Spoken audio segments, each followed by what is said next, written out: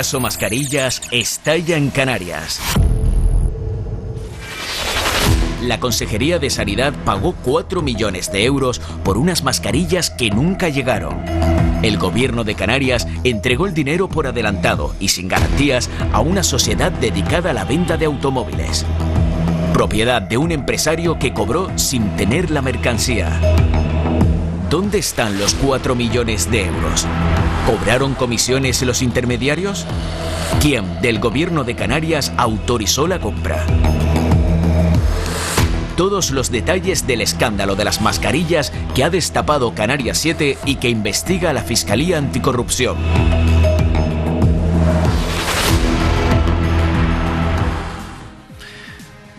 Hoy van a ser muchos los asuntos que vamos a compartir con todos ustedes. Este es uno de ellos, pero ya están conmigo David Cuesta, Óscar Martín y un tercero que se une a esta mesa, no como contertulio, sino como invitado, Francisco Galindo. Juan Francisco, buenas noches. Buenas noches. Te damos a ti primero la bienvenida porque eres el invitado.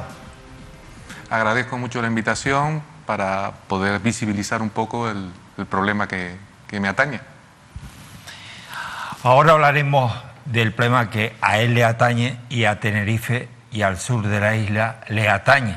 David, Óscar, tenemos que empezar hablando del puerto de Adeje. Sí, el puertito de Adeje, porque bueno, al final ha sido foco de los titulares ya incluso a nivel nacional, porque ha salido incluso publicado en público.es, y aunque aquí sí que es verdad que mediáticamente no está teniendo mucha repercusión, sí que es cierto que estamos hablando de un proyecto que va a tener un impacto muy importante en la zona del puertito de Adeje y que está generando una gran respuesta de movimientos sociales que están en contra del modelo de este modelo de negocio que se quiere implantar a través de este gran proyecto. Nosotros en esta mesa hemos hablado con diferentes personas de este proyecto, queremos hablar también, es nuestra intención, con los promotores del proyecto para que nos cuenten cómo van a solucionar todos esos impactos que genera este proyecto y que algunos especialistas ya nos están diciendo. Hay que decir que es verdad que este no es un proyecto nuevo, que llevan muchos años, desde el año 2014, y Francisco lo recordará, se presentó, y el propio José Miguel Rodríguez Fraga y uno de los promotores, uno de los inversores belga, se desplazó hasta la isla de Tenerife y fueron al puertito de Adeje, hicieron allí una presentación del proyecto, se reunieron con vecinos del puertito de Adeje en 2014, ya presentaban ese proyecto de desarrollo para esa zona. Desde entonces ha habido como un cierto silencio administrativo, probablemente porque se estuvieran haciendo los trámites. Es verdad que urbanísticamente es un proyecto que encaja, lo que pasa que encaja con una serie de condiciones que hay que cumplir y sobre todo no encaja como de momento nos están vendiendo desde la propia empresa promotora ese proyecto, con actuaciones sobre el litoral que, insisto, en principio no encajan legalmente. Sí, ese desarrollo urbanístico porque así lo han querido quienes en su momento hicieron el plan general y decidieron que se tenía que desarrollar urbanísticamente esa zona. Esto al final lo que esconde detrás es un modelo turístico que está empezando a dar signos de estar agotado en Canarias y que necesita pues cambiar un poco el rumbo, ¿no?, de cómo se hacen las cosas. A mí lo que más me llama la atención, la verdad, más allá de los impactos ambientales, que son muy grandes, que pueden ser muy importantes, es un poco cómo seguimos apostando por un modelo en el que al final, porque esto hay que dejarlo claro, hablaremos de algunos detalles del proyecto, pero estamos hablando de un proyecto que lo que consiste es en crear un espacio de lujo, un espacio al que solo será accesible para personas con una capacidad económica alta, personas extranjeras, pero principalmente extranjeros ricos, que es lo que yo creo que tenemos que destacar, y que van a vivir en esas villas, van a ocupar ese espacio, se van a aprovechar de nuestro litoral, de nuestra belleza, y lo que nos van a dar a cambio, o sea, lo que recibimos a cambio de todo eso es prácticamente nada. Porque, insisto, la población local, la población que quiere disfrutar de ese litoral, poco a poco va a ser expulsada de la zona, y lo va a hacer porque ustedes, que probablemente lo hayan visto en muchos lugares, probablemente también nuestros espectadores, seguramente habrán estado en sitios donde las playas están completamente ocupadas por los diferentes resorts que existen. Y tú vas a esas playas y aunque siguen siendo públicas, los servicios de esos hoteles acaban y de esas instalaciones acaban ocupando todo el espacio. Es complicado llegar, es complicado aparcar, aparcar, al final se convierten en burbujas privadas para el disfrute, insisto, de unos pocos, con un impacto sobre el territorio que yo creo que es algo de lo que tenemos que preocuparnos. Si este proyecto se hace, va a ser muy difícil que se pare, se tiene que hacer bien, y se tiene que hacer bien en todos los ámbitos, y uno de ellos es, y hoy hablaremos de ese ámbito, el de proteger también los derechos que tienen pues, las personas que llevan residiendo muchos años y que tienen propiedades en aquella zona. Hay que evitar la piratería porque en este tipo de cuestiones suele haber también mucha piratería en ese sentido. Podríamos hablar de muchísimas cosas de este proyecto, pero insisto, tenemos hoy un invitado que yo creo que es muy importante conocer su historia, y tenemos también, bueno, pues lo que nos han ido dejando muchos invitados en diferentes entrevistas en esta mesa. Tenemos con nosotros a Juan Francisco Galindo, es una persona afectada por este proyecto. David, en unos instantes, ya ha adelantado cómo se han producido los acontecimientos y también los invitados, los distintos invitados que han estado en esta televisión, donde no ha habido silencio para este asunto ni para ningún otro. Así que también vamos a pedirles a ustedes, si lo desean, que participen, que estén con nosotros, que lo que quieran expresar lo hagan a través de nuestra cuenta de WhatsApp, nuestro número o nuestra cuenta de Twitter. Nos encantará escuchar leer su opinión y su parecer. Digo que en Mírame Televisión estamos haciendo un seguimiento exhaustivo a esta información, David. Sí, la verdad que es un seguimiento exhaustivo, hemos tenido a varias personas. Vamos a empezar con un invitado, un biólogo, que es Felipe Rabina. Él estuvo con Lidia Arias en Canarias 8 en el programa y habló de cómo afecta, de cómo se produce el impacto, qué impacto puede tener en las especies naturales un proyecto de esta envergadura, de estas características. Es que es impensable que este proyecto se presente como algo sostenible cuando, por ejemplo, es una zona de anidación de pardela y la contaminación lumínica que van a poner 400 casas en esa zona.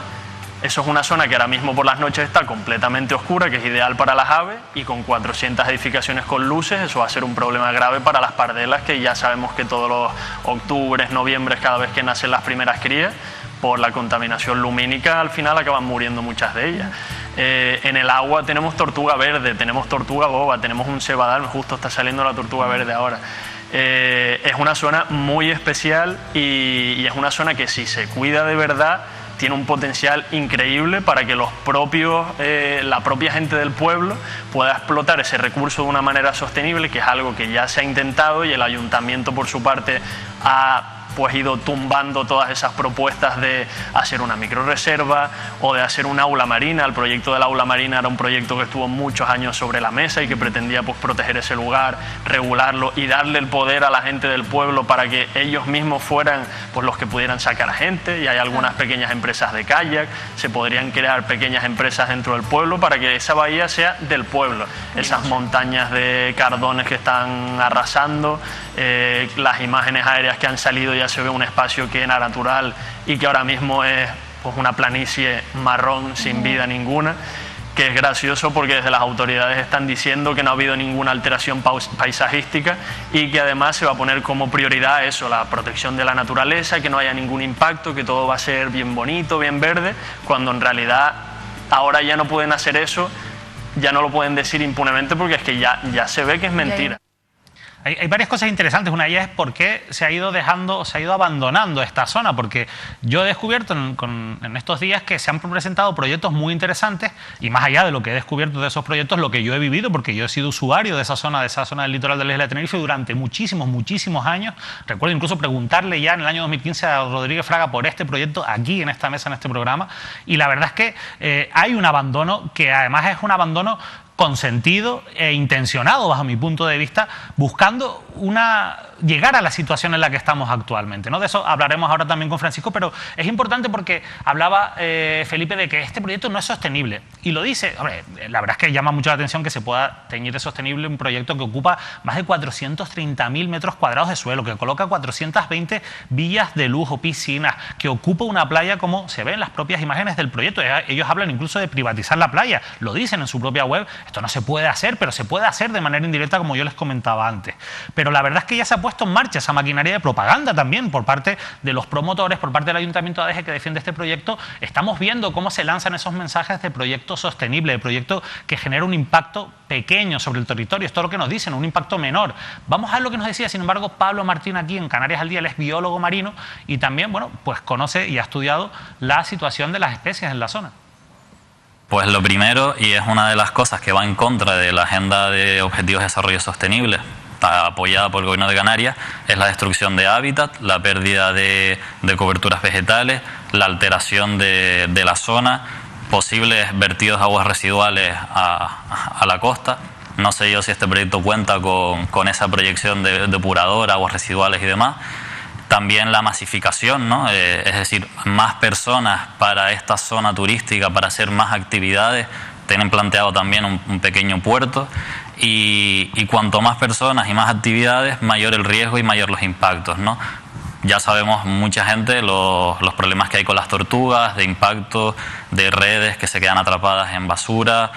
Los cetáceos también sufren impactos, no solo por grandes ferries, sino también por barcos más pequeños, que muchas veces pasa desapercibido.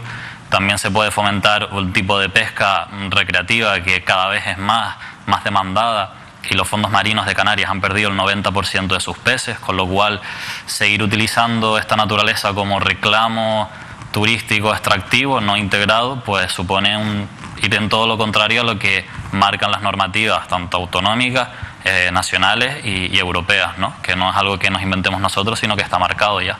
El impacto en el medio natural, pero después hay una realidad que a mí me parece muy interesante y es la ordenación del territorio, es decir, cómo se ha desarrollado y por qué se ha desarrollado así el municipio de Adeje, porque al final, a lo largo de los años, hemos sabido que el desarrollo urbanístico ha venido fomentado primero por inversiones extranjeras, en este caso de familias importantes inversores belgas, que se alinean con los terratenientes, con los dueños de la tierra, que suelen ser familias y eran a lo largo de los años del siglo pasado, de la mitad del siglo pasado, a mitad de los 60, cuando se empezó a desarrollar el sur de la isla de Tenerife, que llegaban a acuerdos para vender esos terrenos cuando les interesaba, poner ese capital extranjero y desarrollarlo como se ha desarrollado el sur. Esto lo ha estudiado y lo sabemos porque lo ha estudiado gente como Víctor Martín, que es profesor de la Universidad de La Laguna de Geografía, geógrafo y además, bueno, pues una persona que, insisto, lleva más de 30 años estudiando estas dinámicas de la ordenación del territorio en el sur de la isla de Tenerife y también estuvo aquí para contarnos, para hablarnos del puertito de Adeje y de este proyecto. El caso del puertito de Adeje, es una enorme finca, que estaba en manos de una familia asentista. Por eso, al principio comentabas que por qué esa parte de Adeje no se había desarrollado. Sí. Eso fue precisamente porque había tal concentración de la propiedad en Adeje que afectaba a esa parte del municipio que hasta que los propietarios no decidieron recalificar su finca, aquello permaneció con cultivos de tomates y de plátano. Cuando ya deciden los herederos de que el negocio urbanístico y turístico era mayor, entonces es cuando empezó a desarrollarse Adeje. Adeje tenía, hasta hace poquitas décadas, no llegaba ni a 10.000 habitantes. Y ahora tiene más de 40.000, si no me equivoco, cerca de 50.000 habitantes. Votan 10.000, en verdad. El último censo fueron de 10.000 porque hubo una extensión del 60%. Es el municipio de Canarias que más ha crecido. ¿Por qué? Porque se abrieron los intereses urbanísticos a través de las instituciones locales, a través del control de los ayuntamientos, a ese proceso urbanístico en el litoral y hacia el interior para viviendas privadas. Pues así está la cosa. Mucha información que nuestros espectadores pueden ver en nuestro canal de YouTube, donde tenemos pues, todos estos programas a la carta, pero muchas preguntas todavía que hacer a los promotores, a los impulsores y, por ejemplo, a personas como Francisco, que hoy nos acompañan. Efectivamente, Francisco, estás con nosotros. ¿A ti en qué medida te afecta este megaproyecto?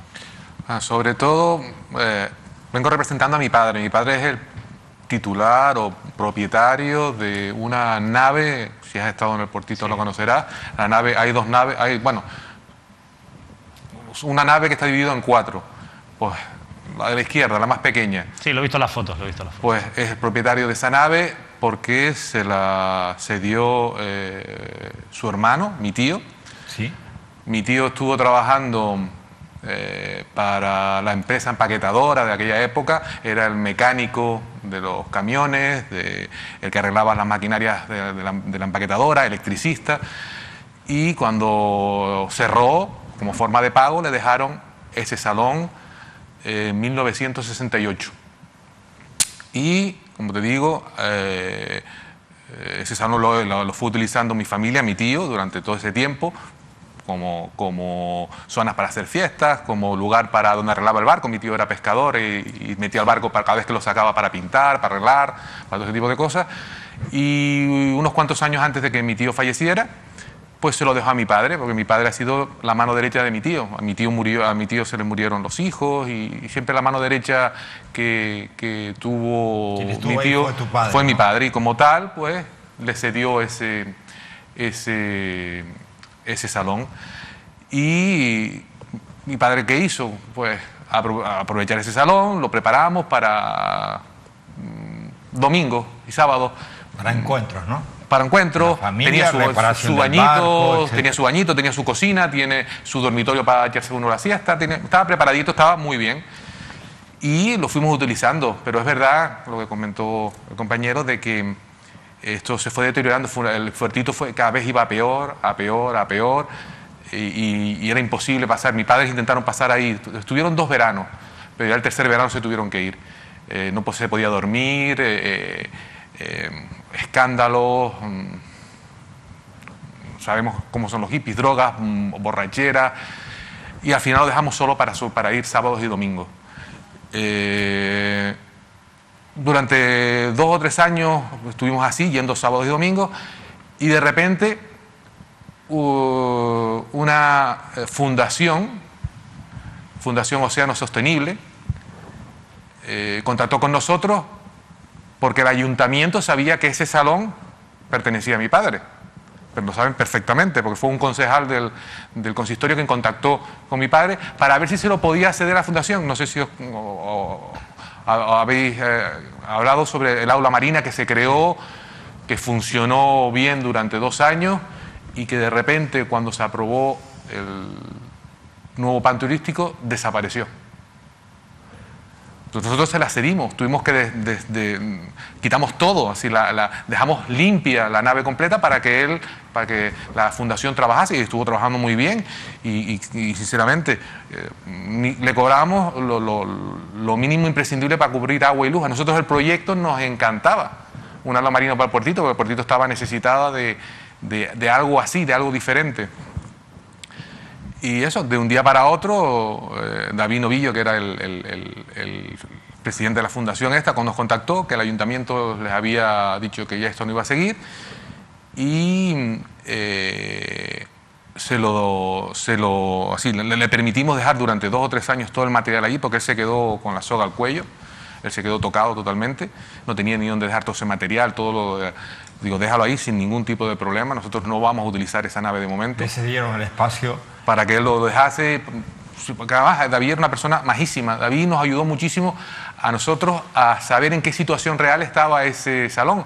Él se tuvo que mover por todas las instituciones, costas, todos los certificados que tenemos de costas, los consiguió David, porque él se movió muchísimo para sacar adelante esa fundación. Como te digo, en 2012, nueva planificación o nueva ordenación, suelo turístico, y por arte de Birloque desaparece, se carga en el aula marina. Y de ahí nosotros no tenemos más constancia, como tú comentaste, que a los vecinos sí se les informó. A nosotros nunca el ayuntamiento nos invitó a ningún tipo de reunión, nunca. En 2014 ya digo que hay un acto, si quieres te lo busco, donde se sacaron fotos allí con los vecinos. Sí, pero que nunca nos invitaron. Claro. Se supone que si somos unos afectados nos tendrán que invitar. O sea, que fueron selectivos, entiendo. ¿No les interesaba a ustedes?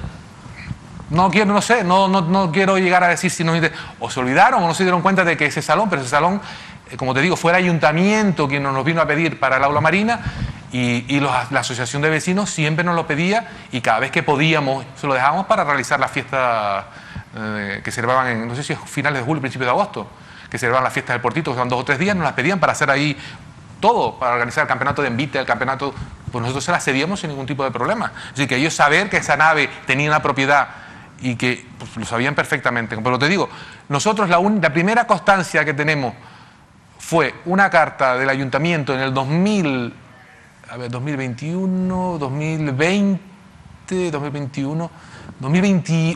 nos manda el ayuntamiento como que ese plan ya estaba aprobado, que nosotros nos había tocado, por arte de Birloque, nos tocó la unidad 1, que es la que no está protegida, la que nos dejó con el promotor. Nosotros un salón de 68 metros cuadrados, con un promotor que tiene 540.000 metros cuadrados. Y el resto de las viviendas supuestamente las van a proteger. Yo tengo mis dudas porque dejándolas en suelo comercial, no sé cómo van a quedar esas viviendas. A mí me encantaría, y lo digo aquí porque mucha gente... Me encantaría que esas viviendas las protegieran, porque eso es un poblado de los que no hay otro en la isla como ese. Marinero de toda la vida, gente que se ha partido el culo por el puertito. Entonces, a mí que les salven todas esas viviendas. No sé cómo lo harán, como te digo. Pero lo que no entiendo es que la vivienda más próxima a mi salón está a 6 pasos. Y ahí es donde pusieron la línea, de aquí para allá, con el lobo, que es el promotor, y de aquí para allá los protegemos nosotros. ¿Por qué? ¿Por qué? Esa es la pregunta. Yo te digo, no vengo aquí como primera afectado. Como primera, así, no, ¿cómo te puedo explicar yo? Yo he tocado otras puertas. Claro. Como primera opción. Sí, yo he tocado otras puertas y yo he intentado, mi padre, reunirme con el señor alcalde, con el señor Fraga, para saber que me diese, yo solo le iba a hacer 3 preguntas nada más. ¿Cuáles eran las preguntas, por favor? Preguntas, ¿por qué se puso en la unidad 1 y no se puso en la unidad 2? Así, ¿por qué no se protegió esa vivienda cuando está como te digo, a 6 pasos de una vivienda protegida? Sí. ¿Por qué no se nos invitó a todas estas reuniones que han habido, informativas? Porque ahí podríamos nosotros tener la opción de preguntarle al alcalde o no preguntarle al alcalde, incluso al promotor, qué es lo que iba a pasar o no iba a pasar con nosotros. Y la tercera pregunta. Y la tercera pregunta, bueno, era la de ¿por qué en la unidad 1? Una pregunta que es que no entendemos por qué a nosotros no nos atiende el alcalde. Hemos seguido el procedimiento normal. Hemos contactado con su secretaria, nos dieron el procedimiento, es contactar con su secretaria. Es que quiero que vean una cosa porque a ver si no la pueden coger. Esta es una noticia de 2014. Ahí ven, ahora te lo enseño para ver si la ves mejor, pero bueno, creo que lo puedes ver en la pantalla. Esto es el kiosco de Maite. Ahí. Sí, el kiosco de Maite. Esa zona, enfrente está tu nave. Ahí hay unas mesas montadas, son las mesas del kiosco que están desarrolladas ahí para, como se puede ver ahí, Rodríguez Fraga, por ahí aparece también uno de los promotores, y vecinos del puertito se reúnen, les explica el proyecto, comen allí con ellos. ¿Por qué no estabas tú o algún representante de tu familia? ¿No te enteraste? El puertito tampoco es tan grande. ¿Por qué no estabas ahí? Nosotros nadie nos invitó, nadie porque nos como informó. estas hubieron más citas, pero... Yo te digo, nosotros la primera comunicación, sabíamos que estaban, así sabíamos porque se rumoreaba pero no que el puertito se iba a construir. No sabíamos exactamente ni cómo, no. Así, mi padre no va al ayuntamiento a ver el tablón de anuncios. Pero hay una intencionalidad, que es a lo que yo voy, en no contar con ustedes desde el principio, ya en 2014. Cuando presentan esto en 2014 ya ni siquiera cuentan con ustedes. Ha habido más reuniones. La última reunión fue hace una semana y tampoco contaron con nosotros. ¿Cuánto les ofrecen a ustedes? ¿Les han hecho alguna oferta? ¿Quién se ha dirigido mejor a ustedes? Si me dejas explicarte ya la parte... 2020 nos llega una carta al ayuntamiento informándonos de que eso ya es un proyecto turístico, que estamos en una unidad 1 y que tenemos que integrarnos a la Junta de Compensación o nos expropian la nave. Y bueno, yo digo, mi padre, yo estaba trabajando, yo estaba muy liado en esos momentos, y digo a mi padre, no te metas en follones, paga la escritura de la Junta de Compensación, porque mi padre dice, pero ¿por qué tengo que entrar a una Junta de Compensación donde yo no quiero estar? Donde a mí nadie me ha dicho, nadie ha contado conmigo. Y bueno, entra y ya veremos. Bueno, pues entramos en la Junta de Compensación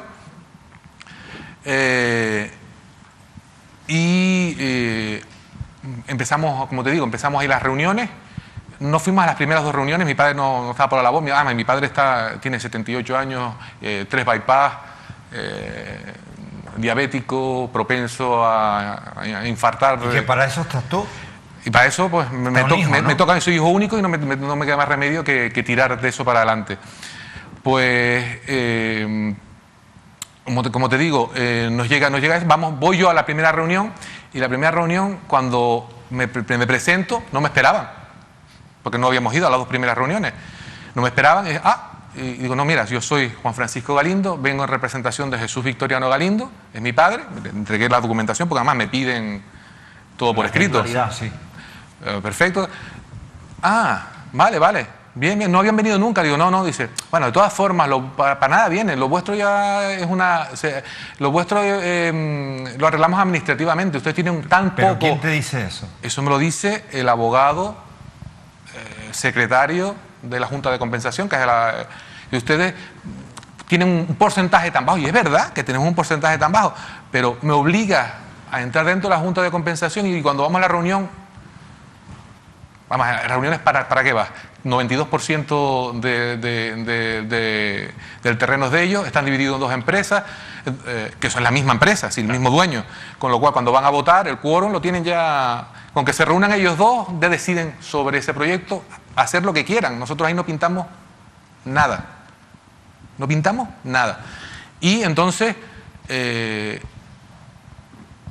nos hicieron llegar, yo se lo dejé a un procurador amigo mío, y el procurador contactó con el digo, oye, nosotros aquí no pintamos nada. Y entonces dice, mira, vamos a ver.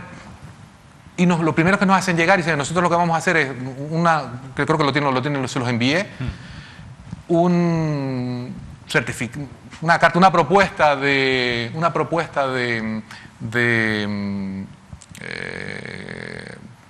¿cómo se llama? Sí, pero se llama de expropiación con un justiprecio, eso de justi. No sé de dónde lo sacan, pero con un justiprecio de 9.000 euros por el terreno y 3.000 euros por lo que está construido, 12.000 euros por 68 metros cuadrados. Sabiendo así, nosotros, así, vamos a ver, tontos no somos en mi familia, sabemos a qué precios se mueven.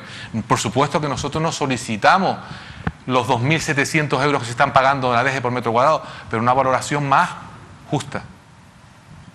Aunque ese es bajo nuestro punto de vista, nosotros tenemos tres opciones. Primero, que eso no se toque, que como tú dices va a ser complicado porque el proyecto está muy avanzado. Pero si se toca, si se tiene que tocar, porque a nosotros lo que nos gustaría es mantener ese salón, porque es una cosa familiar que hemos heredado de mi tío a mi padre, de mi padre lo heredaría yo, y de mí pasaría a mi hijo. Pero si eso no sucede, pues que nosotros así no nos veamos con 12.000 euros, que eso no vale ni una plaza de aparcamiento en un edificio que están construyendo al lado de mi casa, que me parece que lo va a pedir, porque tengo más coches que aparcamientos yo, tengo más coches que plazas de aparcamiento en mi casa, y la están vendiendo en 18.000 euros. Es decir, que no tiene sentido, así. No tiene sentido. Y yo digo, yo voy a perder eso para que un emprendedor, propietario, promotor extranjero le saque beneficio a mi tierra. Ellos son los únicos que le van a sacar beneficio a esa tierra. Son los únicos. Para ellos, tú dices, oye, son 68 metros cuadrados, pero es que la ubicación que tiene es muy buena. O sea, cuando rompe el mar, rompe en la pared de mi casa. Claro, entonces estamos hablando de que lo que están comprando vale mucho. No sé, habrá que ver lo del justiprecio y todo eso, porque al final eso son cosas que están tasadas legalmente. Pero también es verdad que a nadie se le escapa que ellos van a coger una tierra a un precio bajísimo, y después con eso van a sacar una rentabilidad altísima a esa zona. ¿Qué aporta, por ejemplo, claro, un proyecto de esto? Dices, ¿por qué trazan la línea aquí? ¿No? Yo pensando, digo, claro, trazan la línea aquí porque ellos dicen, bueno, a nosotros todas estas naves, porque al final pues son cosas que pueden tener un valor para ustedes y demás, y pueden ser muy útiles, pero al final no tienen una manera de encajarlo en su proyecto. El puertito, las casitas y demás, con un uso comercial, el objetivo, yo pensando, viendo otros ejemplos de otros lugares, el objetivo es que aquellas casas al final acabar expulsando a la gente local y que se conviertan en tienditas, como cuando uno va a islas del Mediterráneo y son pueblitos que al final realmente son tiendas, no son viviendas, la gente no vive en esas casas. O sea, un poco es por donde yo creo que van las intenciones. Eso en el mejor de los casos, porque si por ellos fuera, estoy seguro de que acabarían con todo, porque el proyecto de ellos es otra historia, es crear una burbuja privada en la que lo importante no es la tradición local. Es una Bama 2. Claro, eso no les interesa. Quiero decir. Totalmente. De arriba hasta abajo, donde tienes poco menos que pedirles permisos para ir a la playa. Esa es la intención del proyecto. ¿Y qué aportaría ese proyecto urbanístico de tal envergadura con el perfil de turistas de lujo, de poder alto adquisitivo económicamente? ¿Qué aportaría al pueblo, a la gente, a la familia, a los vecinos? Yo particularmente, así, viéndolo desde fuera, creo que ese poblado dentro de ahí se van a sentir muy mal, porque van a tener a 3.000 turistas moviéndose por la zona, sintiéndose dueños del complejo del que disfrutan, y donde,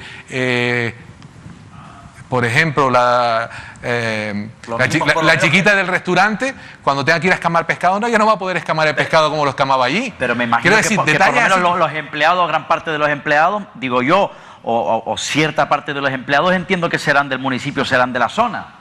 Eso está por ver. ¿Quién garantiza eso? Digo yo, porque algo tendrá que repercutir. No, pero hay una cosa que está clara. Y yo soy hotelero y llevo 25 años trabajando en el mundo de la hostelería. Los 17 millones de turistas que tuvimos en Canarias no lo veremos en los próximos 15 o 20 años. ¿Por qué tuvimos 17 millones de turistas? Porque Turquía estaba cerrado, porque Túnez estaba cerrado, porque Egipto estaba cerrado, porque Croacia estaba empezando. Pero es que Croacia ahora quiere su trozo de pastel. Grecia quiere su trozo de pastel. Egipto, sin ningún problema. Puedes ir a Turquía, puedes sin ningún problema. Y otra pregunta que yo me hago. Cuando llegamos una vez a 15 millones y llegamos luego a 16 millones y algo, ¿qué incremento de puestos de trabajo hubieron? Lo que pasa, por supuesto, todo eso tienes razón, pero es que aquí tenemos que ir un poquito más allá, porque es verdad que tiene ese enfoque turístico, pero ojo, realmente lo que se están creando mayoritariamente son residencias. Claro. Para que esto es para crearle a unas personas del norte de Europa un espacio paradisíaco donde ellos puedan comprar, porque tienen mucho dinero, ese espacio y vivir en su pequeño paraíso, alejados de la realidad pequeño canaria. Paraíso que estará ajeno a la idiosincrasia y a la economía del pueblo. Más allá de los que sí que se va a hacer un hotel y demás, pero mayoritariamente lo que se crea es una burbuja residencial para ricos. Es que yo insisto en eso porque es lo que están haciendo, por mucho que nos vendan otra cosa. Permíteme un segundo, David. Tengo que decirles que hay un malestar, como hacía tiempo no percibíamos en Mírame. Tengo que pedir disculpas porque se ha caído el sistema de WhatsApp. La gente está enviando los WhatsApp y molesta porque además todo esto que se está tratando aquí hoy está generando malestar y enfado. Mucho malestar y enfado. Dicho esto, estamos arreglándolo para que ustedes puedan ver los mensajes. La gente se está saltando los mensajes y dice, voy a buscar el teléfono de Mírame en Televisión porque quiero opinar, porque quiero hablar, porque estoy afectado. David, pero antes de recibir esa llamada, a ver, a nivel urbanístico prevalece ese interés por una urbanización de lujo frente a mantener lo local, lo cercano, lo nuestro. ¿Eso puede ser así? Sí, es así. ¿Sí, de hecho, licencia? No, y urbanísticamente ellos han ordenado esa zona de esa manera. Además, desde hace muchos años ya venía caminando esa intención, pero hay una parte que es fundamental y que lo ha comentado Francisco y que hemos insistido en ello, y es el deterioro de esa zona, porque al final yo soy muy empático con la gente que vive ahí, yo los entiendo y puedo entender que la gente al final se vaya o considere que eso, pues dadas las circunstancias, es una buena situación, pero porque también los han cansado. Hay un hartazgo generalizado entre los vecinos de la población, porque es verdad, lo mismo que te pasaba a ti, esas incomodidades, esa situación que se vivía allí y que era perfectamente evitable y que ha sido consentida e intencionada, se ha hecho para generar, en vez de proteger aquel espacio, lo que se ha hecho es barra libre, vamos a dejar que hagan lo que les dé la gana. ¿Cuánto se ha invertido en el puertito en los últimos 15 años? Claro, esa es la clave. Y han generado ese cansancio. Yo lo entiendo, por eso digo que lo entiendo. Vamos a tener a Mariluz, que es una persona afectada al teléfono. Mariluz. Hola, ¿qué tal? Buenas noches. He pedido disculpas porque, bueno, se ha creado un malestar generalizado y estamos intentando solucionarlo y por eso te hemos dado cabida aquí. ¿Cuál es tu caso? Malestar, a mí personalmente sí lo tengo el malestar, la verdad. Mi nombre es Mariluz Galindo, me dirijo pues al chico que tienen ahí sentado en la mesa, que es mi primo. Sí. Que le quería decir que lo que él está diciendo no es verdad. En primer lugar, porque él no es vecino del puertito, eso es lo primero. Ni él, ni su padre. Ese salón se lo dejaron a mi padre antiguamente para que pusiera el barco para ir a pescar. Eso es lo primero. Ese salón no era ni siquiera de mi padre. ¿Qué pasó? Que pasó los años y mi padre tenía ese salón y después mi padre se lo ofreció a un vecino si lo quería escriturar, pero el vecino no quiso porque no, los papeles pues no son legales, porque esos papeles no siquiera eran de mi padre. Pues ¿qué pasó? Yo empecé en el 2000, cuando mi padre falleció, empecé un juicio de reconocimiento de paternidad. Cuando mi padre falleció, ellos se cogieron ese salón arbitrariamente. Yo, claro, mi juicio tardó un montón, con temas de pruebas ADN, con todo, ellos vendieron el barco, un montón de cosas. Lo primero, una cosa que no es suya no la pueden reclamar. Primero porque ellos son ocupas, a ellos no se le pueden decir de una reunión de nada cuando ellos no son vecinos del puertito. Yo no sé por qué él está ahí como vecino del puertito y su casa, porque él no es vecino del puertito. La casa es tuya, por lo ¿no? que yo... A ver, el salón es de mi padre y las escrituras las traes aquí. El salón es de tu padre, el salón es de tu padre, no es de tu padre, perdón, ni siquiera era del mío. No te equivoques, el salón ni era de mi padre ni era del tuyo. Bueno, pues se habrá equivocado lo que el pasa notario. lo que pasa que tú lo escrituraste, lo hiciste bien, que me parece bien, oiga. Si le salió bien la jugada, pues mira, disfrútelo, pero que estés reclamando una cosa que no es tuya no me parece justo, y que estés hablando de una cosa del puertito que tú no conoces y hablando, representando al puertito cuando tú no eres vecino del puertito me parece una falta de respeto. Que tú hables de lo tuyo personal, háblalo, pero no hables de la gente del puertito porque tú no conoces a la gente del puertito. Señora, y tú no conoces la opinión, de la gente del puertito. Señora, una cuestión. Estamos conociendo su opinión. ¿Es del puertito de usted? Sí, yo soy nacida allí y mi madre y mi abuela viven allí. Y yo no le estoy pidiendo a usted ni las escrituras ni el certificado de residencia. Me fío de usted. Este señor, claro, yo no sé si es vecino o no, pero es una persona afectada. Y ha venido a la televisión a contar su caso. Y claro, pero no es vecino del puertito. Él no es vecino del puertito. Porque en el papel te pone, ustedes están poniendo ahí como que es un afectado del puertito. Sí, lo es. Un vecino que le van a quitar su casa. No, le van a quitar su propiedad, señora. ¿Entiendes? Y es lo que te estoy llamando porque yo sé lo que yo viví y lo que yo he pasado. Muy bien. Por eso estoy llamando yo ahí. Muchas gracias, señora. Entendemos que es que se han generado muchas llamadas, no precisamente por tu presencia aquí, sino por el asunto, que es lo que yo quería explicar, el asunto del dichoso puerto de Adeje, porque la gente está muy molesta, los vecinos están también molestos, los movimientos ecologistas que se están produciendo, y bueno, en medio esta señora, que ha sido una de las personas que quería entrar y ha participado. Pero yo entiendo que esto es una cuestión entre esta señora y este señor. Sí, a mí me parece una cuestión privada que evidentemente que nada en cualquier caso, tiene que ver. Pero bueno, es una información que ha dejado, y igual que lo escuchamos a él, lo escuchamos a ella. Por supuesto. Pero evidentemente ahora vas a poder replicar, lógicamente, porque creo que tienes ese derecho. Pero al final sí que es verdad que a mí me preocupa mucho que al final esto se acabe generando una pelea entre propietarios y demás, que al final enturbie un poco la importancia que tiene porque David, eso al final se suele utilizar y es algo que a mí no me gusta. Me gustaría que esto fuera completamente transparente y limpio, ¿no? Y eso es complicado. Mire, entendiendo todas las posturas y entendiendo incluso a los vecinos que están a favor del proyecto. Y a esta señora... Quiero dejarlo claro. A ver, y además Mírame Televisión está dando oportunidad a todo el mundo. Y por supuesto, le daremos la oportunidad porque la hemos pedido. Les estamos localizando a la propiedad, a quienes van a desarrollar este proyecto y por supuesto al ayuntamiento, ¿vale? Que tienen mucho que decir. Pero señores, esto se llama Canarias. Y a mí me preocupa la playa de Arinaga, en Gran Canaria, como me preocupa, yo qué sé, la playa del puertito, o sea, la playa de la Caleta. Me preocupa.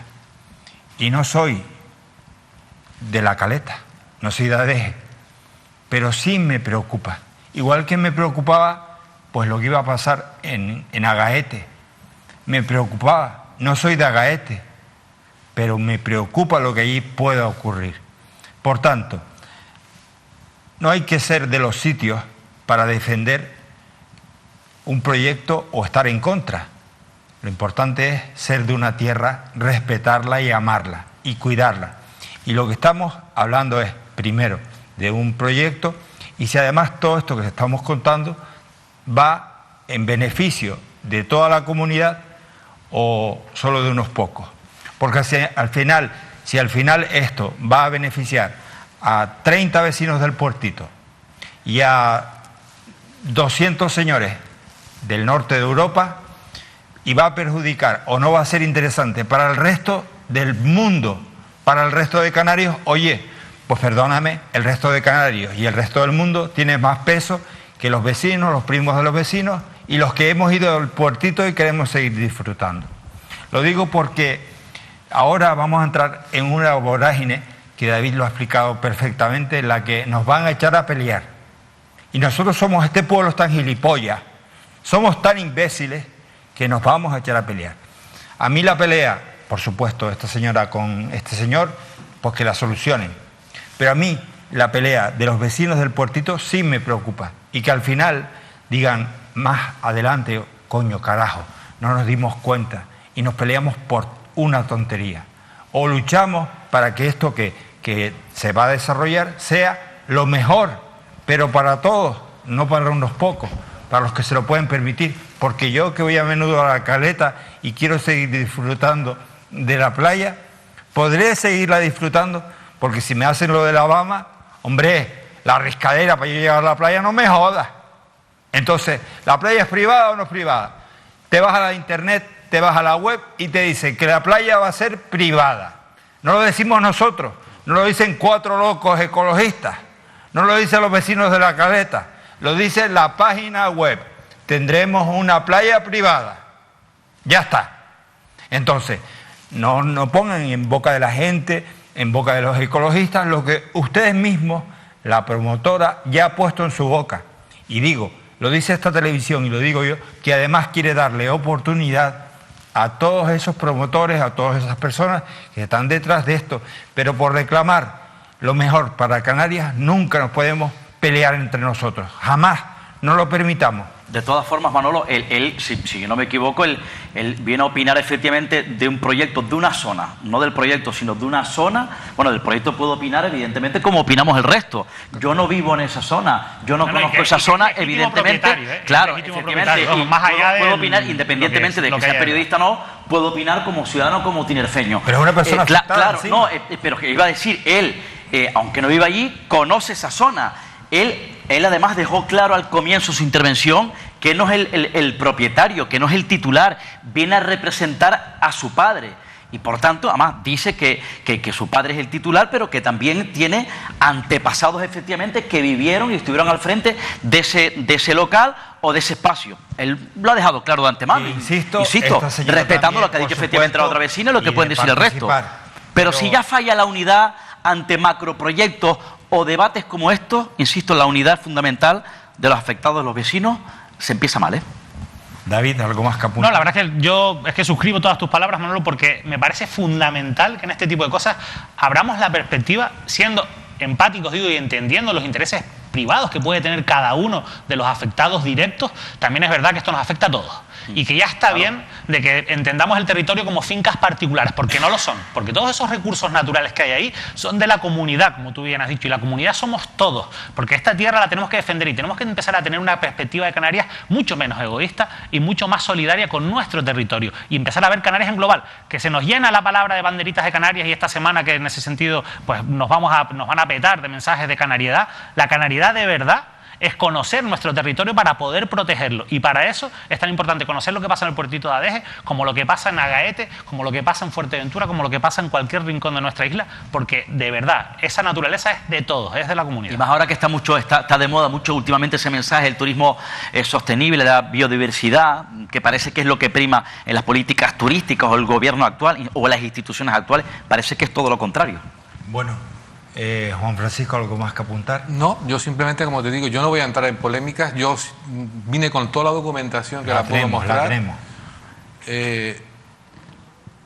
Polémicas familiares. ¿Que no le interesan a nadie? Es que ni siquiera me han interesado a mí. Quiero decir, mi tío hizo su vida, yo hago la mía y mi padre hace la suya. Nosotros si no fuésemos propietarios de esto, no estaría aquí sentado ni hubiese venido aquí a dar la cara como la he dado. Quiero decir, a nosotros ni nos va ni nos viene. He venido también a dar mi opinión sobre el proyecto, porque también soy hotelero. Es decir, y a mí me parece algo bochornoso para un sitio tan especial como es el Puertito. Me parece algo brutal, que va desde el principio de arriba. A mí me parece bestial. Y creo que tenemos el derecho de los que no estamos de acuerdo en eso. Que mi padre no es vecino, así no vive en el Puertito. Pues mi padre no vive en el Puertito ahora mismo. Él baja al Puertito y sube al Puertito porque es su propiedad. Y está en el Puertito como puede estar en mi casa en Adeje, como puede estar en la casa de la hermana, de donde, quiero decir, más allá de ese tipo de historias. Bueno, yo lo que me gustaría solo agradecer, solo una cosita en referente a ese tema. Solo me gustaría agradecerle que son las únicas personas que inicialmente me abrieron a poder contactar con gente para poder divulgar este problema. Quiero agradecer a Unidas Podemos que no soy miembro para nada de Unidas Podemos, pero... ¿Has lanzado alguna llamada diciendo que eres miembro de Podemos? No soy miembro, soy que también puede serlo. Soy republicano, pero no soy miembro de Unidas Podemos. Pero le quiero agradecer a Gabriel cómo se ha involucrado, porque yo he tocado a los diferentes grupos del ayuntamiento y no... No, las cosas hay que decirlas como son. Unidas Podemos te puede gustar más o menos, pero es el único partido que está haciendo oposición, y que está haciendo oposición al Ayuntamiento de Adeje. Eso es así. Me ha ayudado, me ha dado información, hemos compartido información, me ha presentado un abogado jurista. Nadie ha hecho eso. Nosotros somos una familia de clase media baja, no tenemos los recursos que podemos tener para ir a un abogado jurista, que sabemos que valen miles y miles de euros, y nos ha ayudado en eso. Y también me gustaría invitar a aquellos que no estamos conformes con ese mamotreto que quieren hacer allí, a el viernes presentarnos, como está organizado por fuera del ayuntamiento, a las 12 de la mañana, que es día de pleno, hacer una pitada. ¿Hay una plataforma conformada ya de vecinos afectados? Es que así, plataforma creada como tal, estamos creando. ¿La van a crear? Estamos creando, está involucrado ATAN, está involucrado un montón de gente en ese tipo de cosas y han contado conmigo. Este asunto vamos a seguirlo tratando aquí en Mírame. Agradecemos tu participación, la de todos ustedes, pero como comprenderán queda mucho camino por recorrer sobre este asunto y en esta tertulia. Bueno, vamos a ver. Antes de irnos con el siguiente tema, vamos a ir rápidamente hasta Galdar, Gran Canaria, porque este fin de semana, este viernes, nuestros ojos se van a parar en Galdar, en la ciudad, en la primera capital que tuvo la isla de Gran Canaria. Bueno, pues les invito a conocerla de parte de su alcalde, al lado de Teodoro Sosa. En Mírame Canarias descubrimos Galdar, la ciudad de los caballeros. Primera capital de Gran Canaria, centro neurálgico de nuestra historia y lugar de encuentro en el Año Santo Jacobeo. El alcalde de Galdar en la televisión de las Islas Canarias. Soy Teodoro Sosa, alcalde de la ciudad de Galdar. Les invito a conocer pues nuestra ciudad, pero sobre todo también a conocer y seguir la actualidad informativa gracias a Mírame Televisión. Les invito a ese programa que me han realizado y las puertas abiertas de nuestra ciudad a quienes nos visiten. Un fuerte abrazo. Teodoro Sosa nos muestra el camino de futuro que los galdenses han diseñado para su municipio y responde en la entrevista de Lidia Arias. Este viernes a las 8 de la noche en Mírame.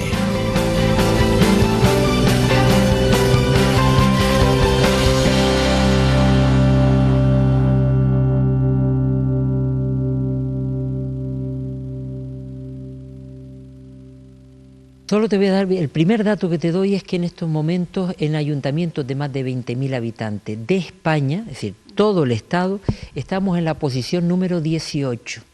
Estamos hablando de 8.800 ayuntamientos de España. Galdar está en la posición 18 en la ejecución presupuestaria y en la gestión de recursos vinculados a los servicios sociales. Te hago un repaso rápido. Nosotros tenemos residencia de ancianos gestionada por el ayuntamiento, centro de día gestionado por nosotros, piso tutelado de niños con discapacidad, centro ocupacional, servicio de promoción de la autonomía personal, servicio de ayuda a domicilio, servicio de mayores acompañados, transporte adaptado para cada uno de estos servicios que nosotros prestamos. El total solo de inversión que el ayuntamiento recibe en la adenda de servicios sociales entre el Gobierno de Canarias y el Cabildo de Gran Canaria superamos los 3 millones de euros. Somos el ayuntamiento de Gran Canaria que más inversión pública tiene de subvenciones por los servicios que prestamos. Es decir, no es que alguien te dé el dinero simplemente por dártelo, sino porque tú tienes una cartera de servicios públicos sociales que es, yo te diría, vamos, la joya de la corona. En el año 2007 yo llego de alcalde y teníamos un verdadero problema con la gestión energética. Endesa en aquel momento tenía la luz cortada al ayuntamiento de Galdar por impago. Un escándalo, es decir, nosotros salíamos todos los días, en el año 2007 salía Galdar con esta mala imagen pública que para mí era una vergüenza. Yo estaba en la oposición, pero para mí sinceramente era una vergüenza que nuestra ciudad saliera por un impago en algo que tienes que ser ejemplo. Es decir, tú consumes un servicio público y tienes que pagarlo, evidentemente. La deuda llegó a 3,5 millones de euros con Unelco. No solo se ha saldado la deuda, hoy no se debe ni un duro, estamos al corriente de la deuda, sino que en el año 2008-2009 aprovechamos un plan de actuaciones públicas del Cabildo de Gran Canaria para poner 4 plantas fotovoltaicas. En aquel momento, como bien acaba de decir usted, nadie hablaba de poner autoconsumo en los inmuebles públicos. Pues tuvimos esa valentía de poner aquellas 4 plantas fotovoltaicas que ya nos daba un rendimiento anual en torno a 160.000 euros. No era mucho dinero, pero ya te daba o te permitía que Galdar fuera autosuficiente, por lo menos, en esas instalaciones, en esas 4 instalaciones que ponías los paneles fotovoltaicos. Galdar tenía tres grandes retos, ¿no? Uno lo hemos hablado, tenemos una gran zona comercial abierta, pero para llegar a Galdar es complicado aparcar. Pues ese es un gran reto. Ya está el aparcamiento prácticamente ultimado, una primera fase de ese aparcamiento con casi 200 plazas. Yo espero que en este verano lo podamos abrir ya. Y tenemos también en el otro extremo del municipio una parcela que también hemos ido a la adquisición de esa parcela, también con 200 y pico plazas de aparcamiento. Por lo tanto, ya no hay excusa para no venir a Galdar. Un gran reto. Eso me parece que, porque además dará vida social. Antes hablábamos, la hostelería, la restauración, la gastronomía, la gente que viene a pasear por el pueblo, los que van a la Recoba. Pasear por Galdar ya es un lujo, pero si tienes comodidad para llegar. Segundo gran reto es un reto medioambiental, que ha sido históricamente recuperar la playa de Bocabarranco, una playa en la que por una depuradora que viene en las aguas de Guía y Galdar, pues hasta este mandato que el Cabildo ha sido consciente y ha puesto el dinero, más de 6 millones de euros, pues se está ampliando ahora la depuradora de Bocabarranco. Y yo lo destaco porque hablar de futuro sin hablar de medio ambiente es un error. Por lo tanto, yo creo que ese es un segundo gran reto municipal. Y el tercer gran reto municipal yo creo que es uno educativo, porque también una ciudad que no prospera a nivel educativo, pues es una ciudad muerta, ¿no? Y para eso estamos trabajando duramente, con una inversión de más de 9 millones de euros gracias al Gobierno de Canarias, y se está construyendo ahora mismo el Instituto de Enseñanza Secundaria que está en el casco de Galdar. Otra vieja reivindicación de más de 40 años luchando por ese gran proyecto. Si tú me dices rápidamente, pues yo te diría, mira, un proyecto económico, como es el aparcamiento, un proyecto medioambiental, como es la depuradora, y un proyecto educativo, como es el instituto. Galdar, este viernes a las 8 aquí en Mírame. Ahora quiero dar la bienvenida en directo al periodista de Canarias 7, Fran Fajardo. Fran, buenas noches. Buenas noches, Manolo, y buenas noches a toda tu audiencia. Encantado de estar contigo. No me digas que te pillamos en la redacción del Canarias 7. Pues sí, la verdad es que sí. Me pillas ahora mismo en la redacción que tú conoces, que tú has estado por aquí conmigo y aquí estamos ultimando pues el periódico de mañana que nada, ya estamos ya a puntito de irnos ya. Bueno, pues tu periódico ha hecho que, y tu trabajo ha hecho que la mirada de muchos canarios hoy esté puesta en esta conversación contigo. Así que vamos a ver este mensaje.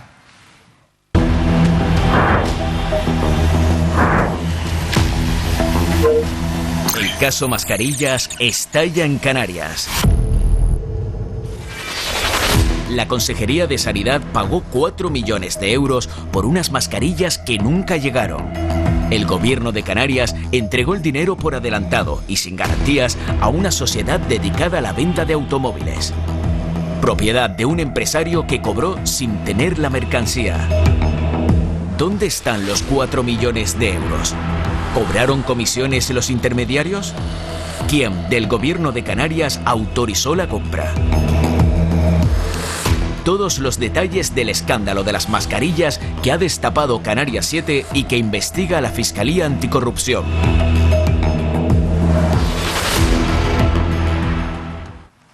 Pues Fran Fajardo es la persona que ha tratado toda esta información que hoy nos está atendiendo y al que le quiero preguntar lo primero, ¿qué es el caso Mascarilla, Fran? ¿Qué es el caso Mascarilla? Pues Manuel, ustedes lo han explicado a la perfección. El caso Mascarillo es un contrato adjudicado por la vía de emergencia en el que el Servicio Canario de Salud pues pagó por adelantado 4 millones de euros a la empresa RR United SL que se dedicaba, que tenía en su objeto social la compra y venta de vehículos, por la adquisición de un lote de 1 millón de mascarillas de la marca 3M, modelo N95 1860, que nunca llegaron a los hospitales canarios porque estaban destinadas para el personal sanitario de las islas, recordemos en la época de mayor incidencia del coronavirus en Canarias. Nunca llegó ese dinero y entonces a partir de ahí la Fiscalía Anticorrupción pues se ha decidido a investigar este asunto. Por una parte, por un delito presunto de estafa por parte de RR7 United y por otro, por una presunta prevaricación administrativa y también pues malversación de caudales públicos del Servicio Canario de Salud en la tramitación de ese contrato. Todo, insisto, bajo la presunción de inocencia porque estamos en fase inicial ahora mismo de este caso Mascarillas, que también está siendo auditado por la Audiencia de Cuentas en el Parlamento de Canarias. También se ha tratado incluso hoy y que está dando sus primeros coletazos. Intuyo que esto puede ser la punta del iceberg de algo pues bastante importante, ¿no? ¿Qué te hace poner la atención en este asunto? ¿Cuándo surge ese momento en el que tú dices, guay, aquí hay una noticia, aquí hay una información interesante? ¿Cómo fue eso? Pues como compañero que eres, sabes que nosotros ante todo pues respetamos nuestras fuentes, ¿no? Y tenemos ese secreto profesional, pero evidentemente todo nace por parte de la denuncia de un empresario de San Bartolomé de Tirajana, de nombre Juan Manuel, que él es el que pone sobre aviso a la Fiscalía General del Estado, al Tribunal de Cuentas y a otros organismos, pues de la existencia de una serie de contratos que él entendía que eran irregulares. Él se basaba básicamente en sobrecostes de precios tanto de mascarillas como de test de antígenos y demás material para la lucha contra la COVID-19. Pero en este caso, y analizando el detalle de cada contrato, pues nos percatamos aquí en Canarias 7 de que en uno de ellos no había un sobrecoste, sino que directamente había un incumplimiento. Había un presunto UFO, pues llamarlo de alguna manera, y encima, pues uno de los contratos con una cantidad más elevada. Estamos hablando de 4 millones de euros pagados por adelantado por un cargamento que nunca recibieron los sanitarios, que sí llegó a la isla de Gran Canaria, pero ahora habrá que determinar si ese cargamento era falso, como dice la marca 3M, o si era que no estaba homologado en España, como así han comentado y han declarado los proveedores del mismo. Ese es uno de los kits de la cuestión, aunque hay muchísimas aristas en este caso que habrá que ir viendo cómo camina la investigación, que irá depurando la propia Fiscalía Anticorrupción, también la Audiencia de Cuentas. No sabemos si irá al Tribunal de Cuentas, no sabemos si el Parlamento habría algún tipo de comisión de investigación, pero en principio esto es lo que se está investigando y estas son las principales dudas, las principales cuestiones. Sí, Fran, buenas noches. Lo primero, felicitarte a ti y a toda la redacción por ese trabajo periodístico que han hecho tan maravilloso. La verdad es que lo he seguido prácticamente desde el primer día, con mucho detenimiento. Lo has explicado muy bien, lo han explicado muy bien en todas las informaciones que han contado. Nosotros ya la semana pasada nos hacíamos eco de ese trabajo, y para no insistir un poco en lo mismo, en la parte que ya queda clara, yo te voy a hacer dos preguntas sobre dos cuestiones que estoy seguro de que son cuestiones en las que ustedes están trabajando, ¿no? Una de ellas es, porque se habla mucho de este contrato de emergencia, es verdad que los contratos de emergencia son muchísimo más flexibles desde el punto de vista legal y del control de la legalidad de esos contratos, pero me gustaría saber hasta qué punto, si ustedes saben, si los contratos de emergencia permiten que se pueda entregar una cantidad de dinero de 4 millones de euros a una empresa sin garantías, sin que esa empresa tenga la mercancía, sin tener garantías y adelantando, insisto, ese dinero en una compra tan importante. Esa es una pregunta. Y la otra pregunta que me hago ya tiene que ver con las conexiones personales, porque al final, ¿quién decide, quién da el paso de tomar una decisión tan importante como adjudicar este contrato de esta manera en un momento como el que tú dices? Habían pasado pues un mes o 2 meses del estado de alarma, y la verdad que estamos ante pues un momento en el que había una necesidad de comprar mascarillas, pero ¿por qué se elige a esta empresa? ¿Quién toma esa decisión desde el Gobierno de Canarias? ¿Y quién es la persona de la parte privada? Ustedes han hablado de muchos nombres, pero ¿quién es esa persona que le da esa confianza y qué relación tiene con miembros del Gobierno de Canarias para que se lleve a cabo esta operación? Ustedes sacan una información que yo recomiendo, que es el quién es quién en todo este caso mascarillas, y a mí me llama la atención muchos nombres, pero hay uno que es el de Samuel Machín, que es una persona a la que ustedes sitúan como el posible enlace entre el Servicio Canario de Salud y la empresa. ¿Quién es Samuel Machín? ¿Qué relación tiene? Y sobre todo, ¿quién también en el Gobierno de Canarias toma la decisión de contactar con Samuel Machín? Por parte, para no olvidarme de las preguntas, porque has realizado varias y todas, evidentemente, dan en la línea de flotación de este caso. Es decir, esos son los interrogantes que estamos intentando tratar de despejar día a día con esta investigación del caso de mascarilla. En primer lugar, los contratos de emergencia es una figura nueva que se instauró por decreto ley en la época de pandemia, que daba la potestad a las comunidades autónomas para realizar adjudicaciones de contratos sin la necesidad de un control exhaustivo que requiere pues mucha burocracia y que dilataban lo que era el procedimiento. En este caso, lo que tenían las administraciones públicas era la herramienta de adjudicar a dedo, sin publicidad y sin tener que tener una información completa y, por decirlo de alguna manera, informe de las empresas adjudicatarias, pues contratos para eso, para celeridad. La época era de mucha demanda de material contra el COVID y evidentemente había mucha prisa. Esto, evidentemente, puede salir bien, puede salir mal. Es un agujero, un sumidero, como se dice aquí en Canarias, en el que cabe mucho, hay muchos millones que se destinaron a este material y pueden haber problemas, como en este caso de RR7 United. Eso no quita a que, como hoy publicamos en una información en la cual pues la Audiencia de Cuentas insta y señala al Servicio Canario de Salud de que eso no quita a que haya un control, a que haya una auditoría, un mínimo exigible en cuanto a ver el objeto social de las empresas adjudicatarias, de ver la capacidad económica que tenía, la solvencia ante un posible fallo en el envío, etcétera. Eso no quita a que haya un control, y eso es en lo que supuestamente y presuntamente puede haber fallado la administración pública y está investigando Fiscalía Anticorrupción. Esto por una parte. Por la otra, que quiénes son los conectores, ¿no?, entre adjudicataria y administración. Esa quizás es la parte más o menos visible hasta el momento. Es decir, nosotros en esa información a la que tú aludes, que hice yo el fin de semana pasado, si no me falla la memoria, empiezas a hablar de nombres, desde los propios responsables de la sanidad canaria hasta los intermediarios y luego el administrador único de RR7. Los responsables de administración canaria están, pues evidentemente el consejero, los directores de Canarios de Salud, tanto el anterior como el actual. Después están los enlaces. Está ese Samuel Machín al que tú te refieres y es el que a mí me aseguran que supuestamente ejerció de contacto, el contacto inicial entre lo que es el Servicio Canario de Salud y la adjudicataria RR7 con Raico González como administrador único. ¿Cuál es el vínculo de él? En principio, todo apunta a que conoce a gente del Servicio Canario de Salud, pues, o incluso hoy publicamos esa información de que se hizo a través de un mensaje de texto realizado por uno de los miembros del comité que en su momento se creó para la gestión de la pandemia, en este caso era Conrado Domínguez, y al parecer pues se hizo por medio de él. Estamos hablando de cuestiones presuntas y supuestas, es decir, de lo que nosotros hemos podido averiguar, pero evidentemente falta esa confirmación oficial que entiendo que se irá dando en sede judicial.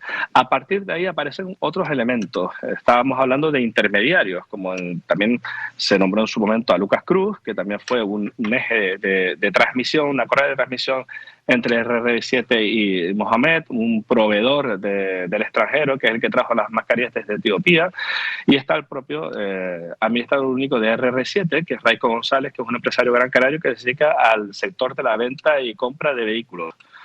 Esto todo de forma inicial. A partir de ahora entiendo que mientras vayan pasando a declarar, ya han pasado por Fiscalía varios de los nombres que hemos mencionado en esa información, pues se irán desvelando más detalles y irán saliendo a la luz pues más actores protagonistas o secundarios, en este caso las mascarillas.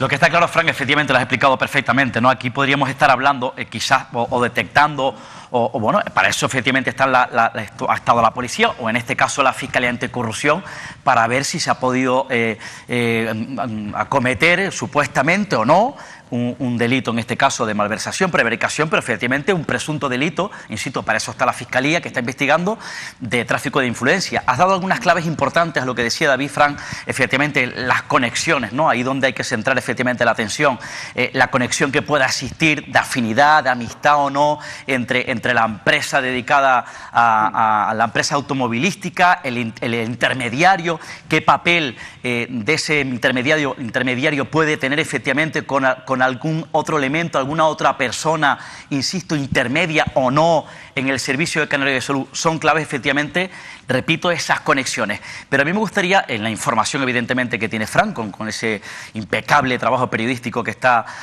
sacando, y los compañeros de Fran en el Canarias 7, durante esa etapa, durante ese momento, controlando, Fran, las fechas que tiene, cuál fue el momento concreto, qué papel, insisto, pudo jugar o estuviesen jugando, insisto, en ese punto de fuego importante, de ese foco, tanto el que en ese momento era el consejero de Sanidad, Julio Pérez, como el que en ese momento era el director del Servicio Canario de Salud, el ahora viceconsejero Antonio Olivera.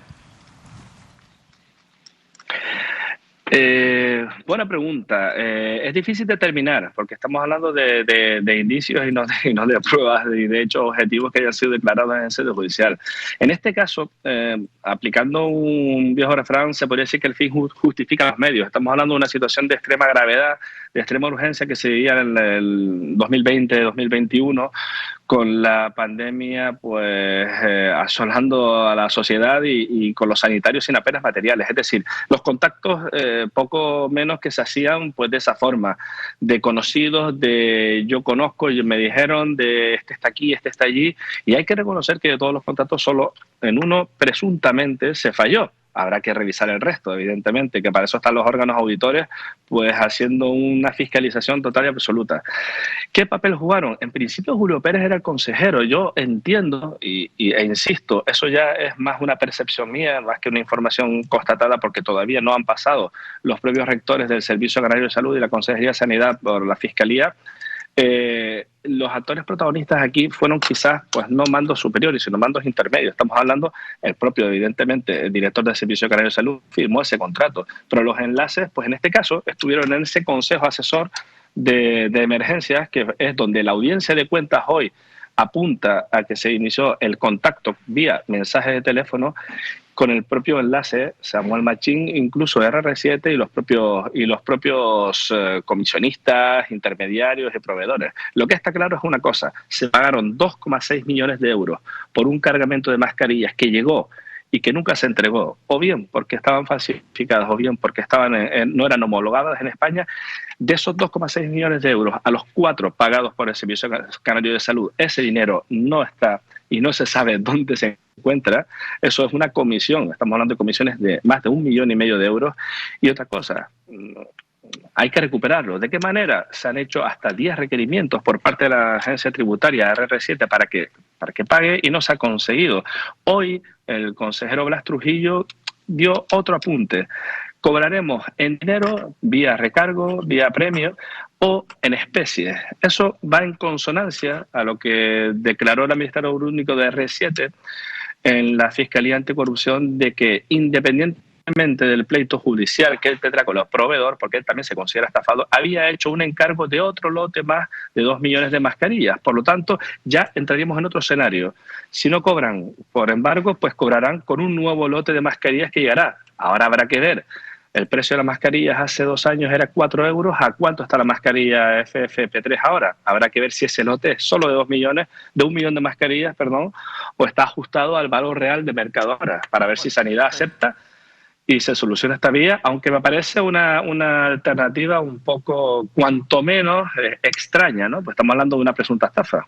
Independientemente del ámbito judicial, efectivamente, Fran, tú que conoces perfectamente la vida judicial en este caso, la información, la crónica de tribunales, aparte de eso, luego está la parte política, evidentemente. Hoy, por ejemplo, ha comparecido Blas Trujillo y el propio portavoz de Sanidad de Coalición Canaria, el diputado José Alberto Díaz Estevenes, ya señalaba políticamente, como responsable, insisto, apuntaba, mejor dicho, como responsables o supuestos posibles responsables políticos al propio Julio Pérez y al propio el ex director del Servicio Canario de Salud, Antonio Olivera, y también señalaba como responsable o supuesto responsable político al propio Blas Trujillo por no haberlo denunciado en su momento, insisto, esa presunta estafa. Repito, ya el tema está en el ámbito del Parlamento, pero bueno, por cierto, ya se habla de la posibilidad, ¿no? O se rumorea la posibilidad de crear una comisión de investigación.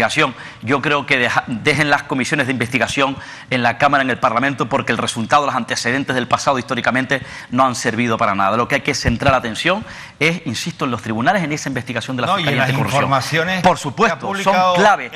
Son clave porque, evidentemente, si no es por el Canarias 7, si no es por el Canarias 7, no nos enteramos de lo que hubiera ocurrido. No se hubiera tratado políticamente. Por cierto, Fran, hoy, por ejemplo, en este caso, he hablado hoy con Guillermo de la Barreda, ¿sabes? El presidente de la Asociación en Defensa de la Sanidad Pública, y le preguntaba las claves que él planteaba, ¿no? Me decía, por ejemplo, algunas claves, algunas preguntas, ¿no? Decía, ¿por qué se pagó a la empresa en octubre de 2020 un material que no se había entregado en mayo? ¿Por qué se continuó encargando material a la empresa en 2021 después del fiasco? Decía el propio Guillermo de la Barreda. Y luego se preguntaba por qué el Servicio Canario de Salud no denunció esta presunta estafa ante la justicia, y decía de manera textual, y nos hemos enterado, en este caso, por una denuncia de un particular, y en este caso por la información del Canarias 7. Son las preguntas que se hacen en este caso desde el ámbito sanitario, concretamente la plataforma de defensa de la sanidad pública en Canarias. Sí. Evidentemente son preguntas lógicas en un caso de este tipo, ¿no? Estamos hablando de 4 millones de euros. Es que echamos atrás a la memoria y situaciones de este tipo con tanto dinero público invertido. Me acuerdo de temas como el caso Tindaya y demás. Estamos hablando de hace muchos años. Pero en la actualidad, en una situación crítica como la que estábamos viviendo, una supuesta estafa de 4 millones de euros, estamos hablando de un montante muy gordo. Aquí hay que diferenciar, independientemente de todo, dos trincheras. Está la trinchera política, en la cual los grupos parlamentarios, unos y otros, apuntan a los cargos más altos para debilitar a los partidos políticos.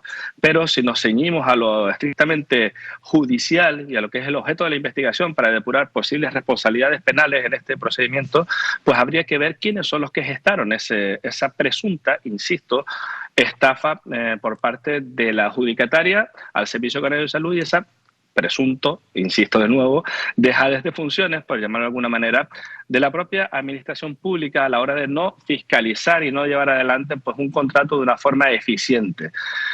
son dos trincheras totalmente diferentes y creo que habría que diferenciarlas. En este caso, yo me centraría más en lo judicial, que es lo que a efectos del ciudadano interesa, porque la batalla política se libra en el Parlamento, pero lo que entiendo que le interesa más al público es que se recuperen esos 4 millones de euros. Y ahí está la Fiscalía Anticorrupción de la mano del fiscal Javier Ródenas, que es un fiscal pues, de sobrada experiencia en este tipo de casos, llevando esas diligencias preprocesales. Recordemos, es una investigación preprocesal, todavía no está judicializado, por decirlo de alguna forma, el caso, que tendría que luego ser llevado, pues oye, si hay una denuncia por parte de Fiscalía, querella o como fuera. Fran, como tú decías, estamos en la fase inicial y esto, ya te adelanto, va a llevar para rato, con lo cual me vas a permitir que te adelante, que vamos a necesitarte muchas veces para entender una información tan complicada como la que ustedes están tratando. Gracias, Fran. Pues muchísimas gracias a ustedes, encantado de estar con Mírame Televisión y nada, seguiremos informando y nada, estén atentos al periódico porque, como tú dices, Manuel, esto está dando mucho que hablar y nada, seguiremos en ese camino. Sí, amigo, estás en casa, Fran. Bueno, pues ya ven el escándalo de las mascarillas, 4 kilos que se han ido como si nada y aquí nadie se dio cuenta. Madre mía. David, vamos con otro asunto. Sí, bueno, yo quería hablarles hoy, contarles un caso real, ¿no? Siempre hablamos aquí muchas veces de los datos de la pobreza, de la dependencia, de las situaciones que se viven y hablamos de esa pobreza cronificada. Y hay cosas que ocurren por algo. Es decir, la situación de pobreza cronificada es un problema de nuestro modelo económico, pero que también tiene un problema o tiene un desencadenante en nuestro sistema social, que es verdad que tenemos que estar orgullosos de que tenemos un sistema social mucho más avanzado que otros países europeos de atención social, pero también es verdad que con muchos agujeros y cada vez pues más sobrecargado hasta el punto de que ocurren cosas como las que les voy a contar. Un matrimonio, 50 años, la mujer con un grado de discapacidad reconocido del 65%, el marido con un grado de discapacidad reconocido del 65%. El marido cobra una pensión de 600 euros, la mujer cobra una pensión de 400 y pico euros. Le reciben una notificación en su casa en la que les dicen que le van a revisar a la mujer el grado de discapacidad o su expediente sobre ese grado de discapacidad. Pensiones no contributivas estamos hablando, esto lo lleva la Seguridad Social, pero quien lo tramita es el Gobierno de Canarias a través de la Consejería de Derechos Sociales. Le dicen que le van a revisar el expediente y uno puede pensar, bueno, le van a revisar el expediente porque van a revisar ese grado de discapacidad, a ver si ha empeorado o no, o incluso ha mejorado esa condición para volver a revalorar. Pues no. Lo quieren revisar porque su hijo, que vivía con ellos hasta hace un año, se ha emancipado, es decir, su hijo ha decidido irse de casa. ¿Y qué es lo que ha decidido, en este caso, la Seguridad Social y directamente la Dirección de Derechos Sociales del Gobierno de Canarias? Pues ha decidido rebajarle esa pensión no contributiva, porque ya no tienen un hijo emancipado, a 200 y pico euros al mes, 203 euros al mes. Se le han bajado más de un 50%. Claro, esto a mí en su momento, cuando esta persona se pone en contacto conmigo, me pareció tremendo, ¿no? O sea, ¿cómo es posible cómo alguien puede pensar o puede plantearse que se puede vivir un matrimonio de 50 años que no tiene posibilidad porque tiene una discapacidad del 65% y que difícilmente puede encontrar alternativa dentro del mercado laboral con 800 euros al mes hoy en día? Es imposible. Bueno, pues además cuando la primera vez que esta persona contacta conmigo, todavía no le habían notificado la resolución, es decir, le quitaron el dinero, ya cobró la primera pensión no contributiva, ya descontado esos 200 y pico euros, no había recibido la notificación. Cuando la recibe, ¿cuál es la sorpresa? Y es que además le piden que tiene que devolver 3.500 euros por el cobro indebido, porque claro, su hijo se emancipó hace un año y durante todo ese año han estado cobrando pues una cantidad que consideran que no les corresponde. Insisto, le bajaron de 400 euros a 200 euros. Bueno, pues ahora tienen que devolver 3.500 euros. ¿En qué cabeza cabe que una familia con esos ingresos puede tener ahorros para devolver 3.500 euros? Así es como se genera pobreza, porque no tenemos recursos. Hoy he hablado con el Gobierno de Canarias y me han confirmado todo, efectivamente esto es así. Y me dicen, es una basura. Me insisten, esto es una basura, el sistema está petado, pero es que no podemos hacer nada porque esto es una legislación estatal, esto es la Seguridad Social, nosotros lo que hacemos es ejecutar.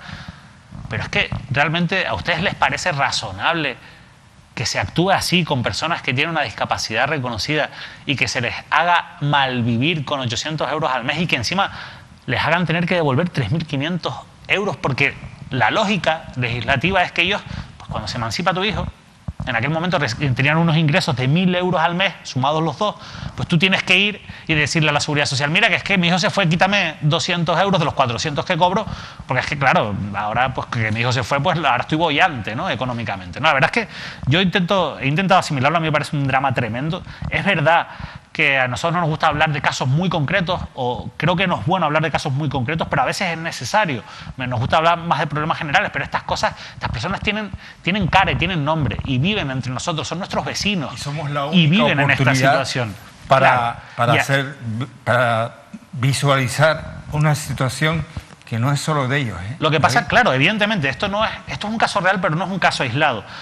¿Qué ocurre, Manolo? Que a mí me gusta proteger a las personas, es decir, yo estoy en la línea de vamos a hablar con la consejería, esta persona han tomado ya un abogado oficio para intentar impugnar y reclamar todo lo que puedan, vamos a ver si se puede encontrar una solución, pero es que claro, él me dice, el marido, ¿no?, me dice, es que yo quiero ir a la tele, quiero contarlo, quiero hablar con Manolo, me insiste mucho, quiero hablar con Manolo porque al final tú has sido un referente en cuestiones de este tipo. Quiero hablar con Manolo. Yo le digo, no, porque no es bueno, espérate un poco, vamos a intentar contarlo sin que te expongas, porque no es bueno que estas personas se tengan que exponer. Pero es que él me dice una cosa que es una lógica aplastante contra la que yo no puedo decir nada, y me dice, pero es que es que yo no tengo 3.500 euros, mira los ingresos que tengo. Dice, yo es que prefiero ir a la tele antes que tener que robar, porque ¿de dónde saco el dinero? Para mí, claro que no es un plato de buen gusto ir a la tele, pero es que prefiero ir a la tele antes que tener que robar, y ante eso yo no le puedo decir nada. ¿Qué le voy a decir? ¿Qué le voy a decir a una persona en esa situación? No le puedo decir nada. Y después lo segundo que me dice es que ellos tienen miedo. Ellos por suerte, porque otras personas en estas circunstancias no tienen vivienda, ellos tienen su casa, que evidentemente es suya porque la han trabajaron durante años para poder tener esa casa y la han pagado. Pero es que tienen miedo de que se las quiten ahora. O sea, es un auténtico drama, una situación, a mí me parece escandalosa, por tanto, y una realidad tristísima. Muy de cerca, y lo seguiremos. David, vamos a seguirlo muy de cerca. Óscar, tenemos otra cuestión que tiene que ver con personas también vulnerables, con una situación complicada, y de eso vamos a hablar la próxima semana porque se nos acaba el tiempo y tras la publicidad se va a sentar aquí con nosotros José Manuel Bermúdez. Así que David, Óscar, buenas noches. Hasta la próxima semana. La próxima. Unos minutos enseguida les acompaño con el alcalde de Santa Cruz.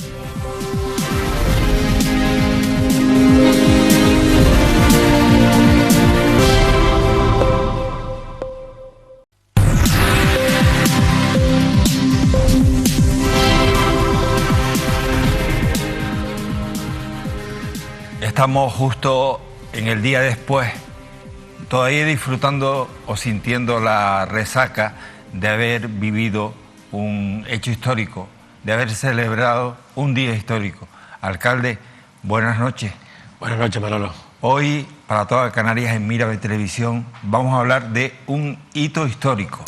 Efectivamente, y te agradezco la oportunidad que me das para que en las 8 islas sepan de qué estamos hablando, porque creo que no solamente es un hito histórico para Santa Cruz de Tenerife, sino para toda Canarias. Es un acontecimiento que va a posibilitar que se desmantele una refinería de petróleo y se construya una ciudad sostenible.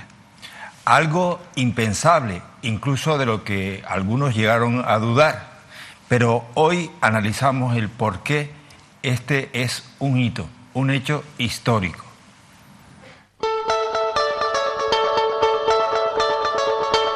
Cuando en 1930 comenzó el refinado de petróleo en Santa Cruz de Tenerife, a esas instalaciones se llegaba entre plataneras, porque entonces estaban a las afueras de una ciudad que creció en todos los aspectos gracias a la inversión de Cepsa. No solo se garantizó el suministro de energía a las islas a un precio razonable, sino que tuvo un tremendo impacto social en la capital tinerfeña. Se construyeron barrios enteros para ayudar a los trabajadores y familias enteras prosperaron gracias a unos sueldos superiores a la media habitual por entonces. Incluso se les facilitó el acceso a servicios básicos como la alimentación y el vestido con sendos economatos que alcanzaron gran popularidad. Pero el tiempo pasa. Si al llegar la refinería fue Santiago García Sanabria, el alcalde santacrucero, que negoció con el enviado de Cepsa entonces, Antonio Precle Ferrer, ha sido José Manuel Bermúdez quien ha pactado con el actual consejero delegado de la compañía, Marten Wetzeler, el histórico traslado a Granadilla de las funciones como las de almacenamiento de crudo que todavía se llevaban a cabo en el lugar después de que en la década pasada se dejara de refinar. En 2018 se firmaba precisamente este acuerdo de colaboración en el Salón de Plenos del Ayuntamiento de Santa Cruz de Tenerife para el Plan Santa Cruz Verde 2030.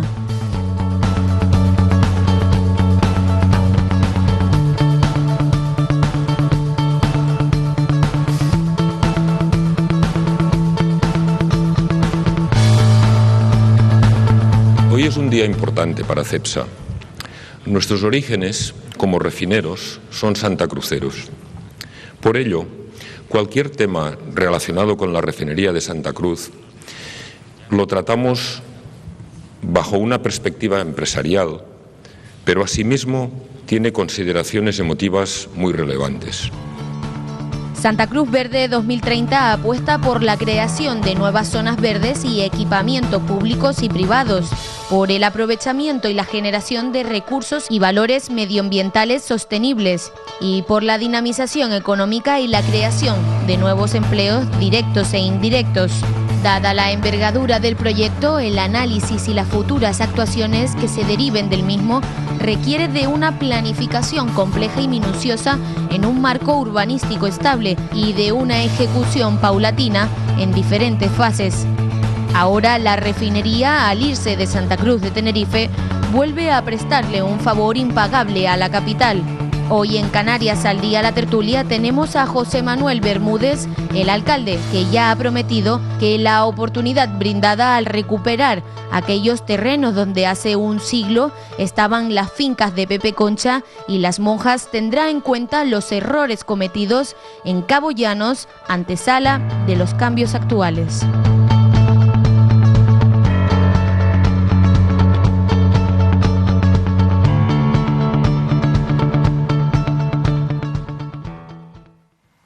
En la televisión de las Islas Canarias hemos sido testigos de todo este proceso, importante proceso, pero viendo esta introducción de nuestra compañera Lidia Arias y Cándida Carballo, yo, alcalde, tengo que decir que me he emocionado, sobre todo por las imágenes, la historia, lo que había detrás, las personas que se han visto afectadas por toda esta historia, para bien, digo porque eran miles de personas que vivían de la refinería, del refinado.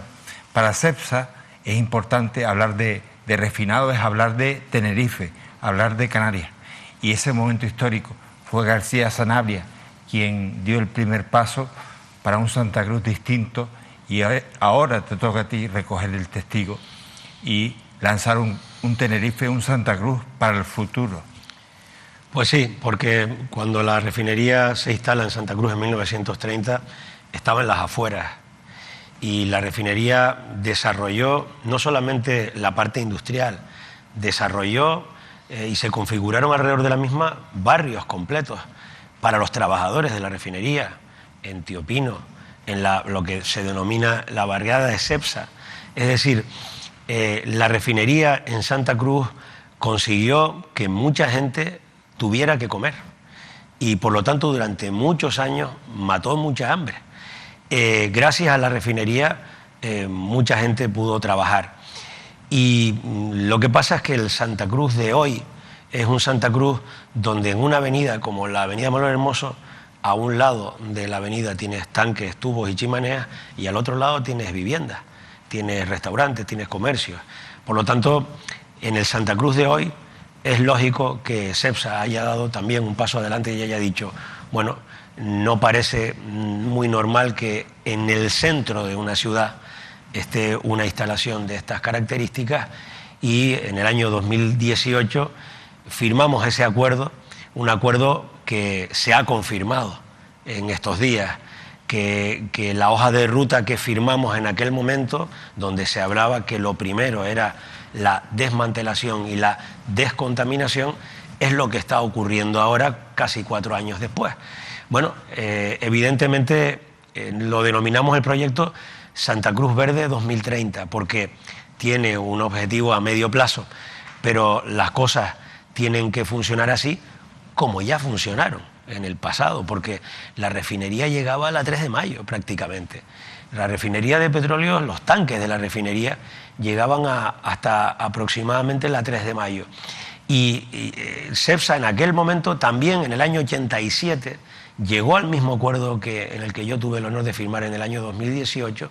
En aquel momento estaba Manuel Hermoso de alcalde y consiguió lo que se denomina hoy la zona de Caboyanos, donde hay aciertos y también hay errores.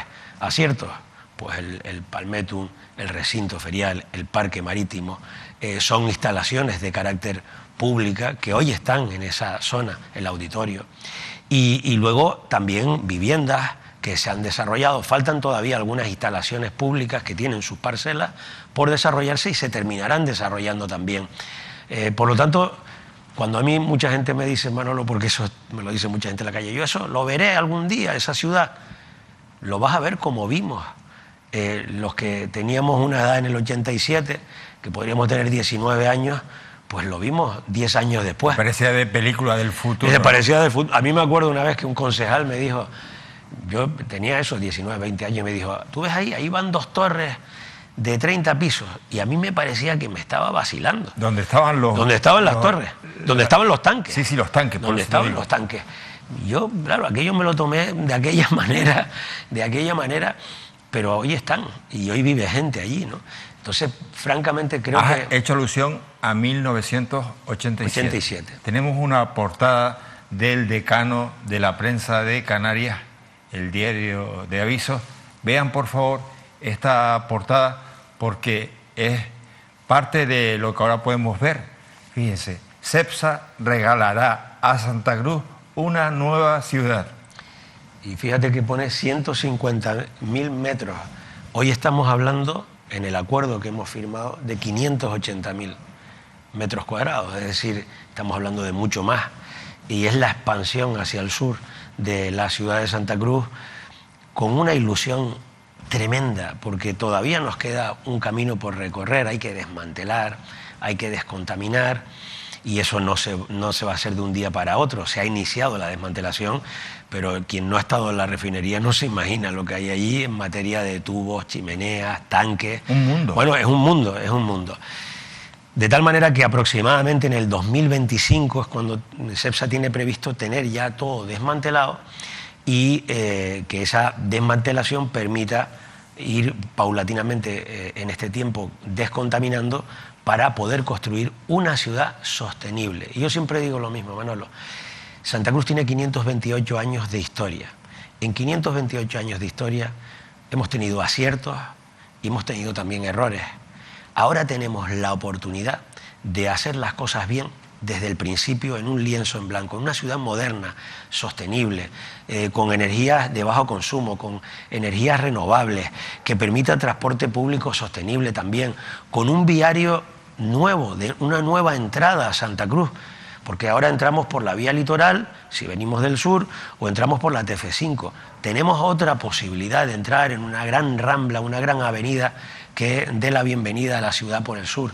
Es decir, tenemos unas posibilidades de dotaciones de infraestructuras públicas, con edificaciones que sean de calidad, que para eso habrá que hacer una ordenanza de edificación que le dé calidad, que sean edificios inteligentes, hacer un Santa Cruz del siglo XXI que sea un ejemplo a nivel europeo y mundial. Ese es el objetivo. Seguimos insistiendo en que es un hecho histórico. Ahí está la hemeroteca, esa portada y tantas cosas que se han publicado que hablan de eso, de un hecho histórico. ¿Cómo llegan a ese acuerdo, José, entre el Ayuntamiento y Cepsa? Pues francamente yo en aquel momento, año 2017, la persona que me llama para decirme, oye, deberías de sentarte con Cepsa porque los noto receptivos a que lleguen a un acuerdo para instalarse en la parte de distribución en Granadilla y desmantelar la refinería. Y esa persona fue, en aquel momento, era el presidente del Cabildo, Carlos Alonso, y luego me llamó Fernando Clavijo. Fueron las dos personas que me dijeron, oye, Cepsa nos ha transmitido que hay una posibilidad. Bueno, a partir de ahí, en un año de conversaciones, conversaciones discretas, creo que teníamos que hacer público el anuncio, como se hizo con luz y taquígrafos cuando lo firmáramos. Y menos mal, porque yo creo que esas conversaciones deben de ser conversaciones donde Cepsa tiene un derecho, tiene derecho a refinar, tiene una licencia. La totalidad de los terrenos son propiedad de Cepsa. Que ha habido un gesto de generosidad. Y tienen un uso industrial. Hay que pensar que casi el 70% de esos terrenos van a ser públicos y hoy son privados. Hoy tienen un propietario y el día de mañana serán públicos. Serán parques, jardines, viarios, dotaciones públicas, polideportivos, zonas culturales. En fin, estamos hablando de una ciudad con usos de ciudad, con también parte privada y con parte pública, ¿no? Hoy en día es la totalidad, es privado. Y Cepsa tiene una licencia para refinar, que si quisiera refinar puede empezar a refinar mañana. Dejaron de refinar en el 2014. Luego, empezamos a trabajar y yo quiero recordar la figura de don Pedro Miró, el consejero delegado CEO en aquel momento de Cepsa, que su carrera profesional se había iniciado en la refinería de Santa Cruz y quería mucho a esta ciudad. Esa es la verdad. Tuve la ocasión de hablar con él ayer. Y la verdad que fue todo fluido, fácil, para llegar a ese acuerdo, que lo anunciamos en su momento, y a partir de ahí hemos empezado a trabajar. Este es un acuerdo que solo sale si vamos todos en la misma dirección. Y me refiero, por supuesto, al Ayuntamiento y Cepsa, pero también al Gobierno, al Cabildo, a la autoridad portuaria, porque el frente litoral, la lámina de agua, es competencia de la autoridad portuaria, y todas las administraciones, Gobierno de España, en una misma dirección. Esta es una instalación estratégica para el Estado. Solo hay 3 refinerías en España, esta era la más antigua, y la decisión de desmantelarla es una decisión que le correspondía al Gobierno de España y lo ha realizado. Hay que decir que, bueno, ha tardado lo normal en estos casos, pero al final se ha autorizado. Como también el Gobierno de Canarias en el 2019 autorizó el plan de descontaminación, lo que se denomina en términos técnicos la remediación, que también está autorizado por el Gobierno de Canarias y que Cepsa, por lo tanto, ya va a iniciar ese camino en los próximos 2-3 años. En el 2018 se firma el convenio, ese acuerdo. Ayer ya se materializó, se inició. ¿Cómo fue la jornada de ayer? ¿Cómo la viviste? Yo creo que fue una jornada alegre, por un lado, y me consta que para los trabajadores de Cepsa con algún sentimiento agridulce. Porque ayer yo hablé con varios de ellos y me decían que entendían la alegría de la ciudad, de la mayoría de los ciudadanos, de las instituciones públicas, pero que ellos al final habían desarrollado su etapa profesional, su trabajo, y la siguen desarrollando en Cepsa, y que la refinería era un símbolo. Ellos estaban contentos por un lado y también por otro lado pues sentían un poco de morriña. Todavía vamos a tardar en la desmantelación, donde los trabajadores van a tener un papel muy importante porque nadie mejor que ellos conocen esas instalaciones, pero también hay que decir que Cepsa no se va de Tenerife ni de Canarias. Cepsa va a seguir aquí, va a seguir en sus instalaciones tanto en el puerto de Santa Cruz como en el puerto de Granadilla.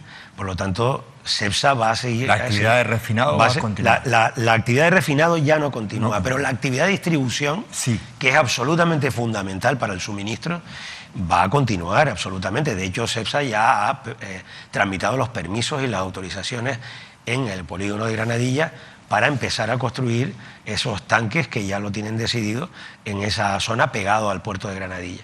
Luego, esa decisión que ya está tomada, que ya hay un paso adelante, que ya el Consejo de Administración del puerto ha dado esas autorizaciones, pues es un paso de no retorno, es un paso muy, muy significativo como el de ayer, ¿no?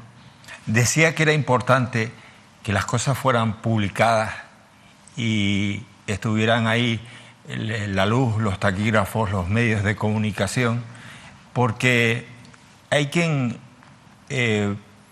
pudo, o hubo quien pudo, y además lo hizo, expresar que todo esto era humo, que estabas vendiendo humo. Humo de la refinería. Ayer tuvieron que tragarse el humo en kilómetros de... Bueno, el Partido Socialista en Santa Cruz, en aquel momento cuando yo firmé el acuerdo, pues lo criticó. Decía que no, eso no llevaba nada, que no significaba nada. Imagínense, yo me siento delante de todos los medios de comunicación y de 300 personas de todas las entidades colectivas, estaba hasta el presidente de la Audiencia Provincial en el acto de la firma, de la presentación. Con lo cual, imagínense, ¿no? Es decir, yo, luz y taquígrafas, absolutamente en el acuerdo, para decir que aquello era humo. Se publicó el acuerdo, se firmó con toda esa gente delante, se publicó el acuerdo en el boletín oficial de la provincia. Y aún así se siguió firmando. Se firmó un decreto donde yo le daba instrucciones a todas las áreas del ayuntamiento para que empezaran a trabajar en este asunto, y aún así se calificó de humo por un tema absolutamente político. Bueno, esas personas que calificaban de humo ese acuerdo ayer estaban allí en la refinería para ver el inicio de la desmantelación. ¿Ah, sí? O sea que al final, como digo yo, lo que hay que hacer es trabajar, creer en lo que uno cree, y los resultados van llegando. Hombre, como si añadimos trabajar y ser honesto, mejor. Eso es imposible. Porque eso es muy posible, perdón. Porque lo digo porque igual de honesto eres para decir esto es una vendida de humo, como para, por el bien de la ciudad y por el bien de Canarias, decir, oye, esto es una apuesta de futuro.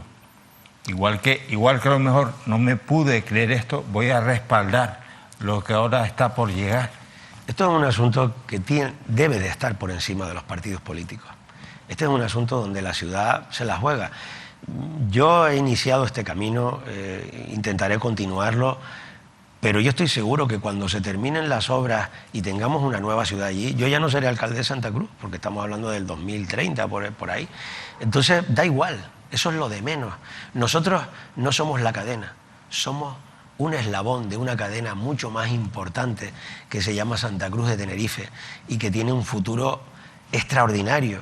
Podemos aspirar a ser un ejemplo a nivel mundial en 580.000 metros cuadrados, porque no hay ninguna operación urbanística de este calado que se esté haciendo en España ni en Europa en estos momentos.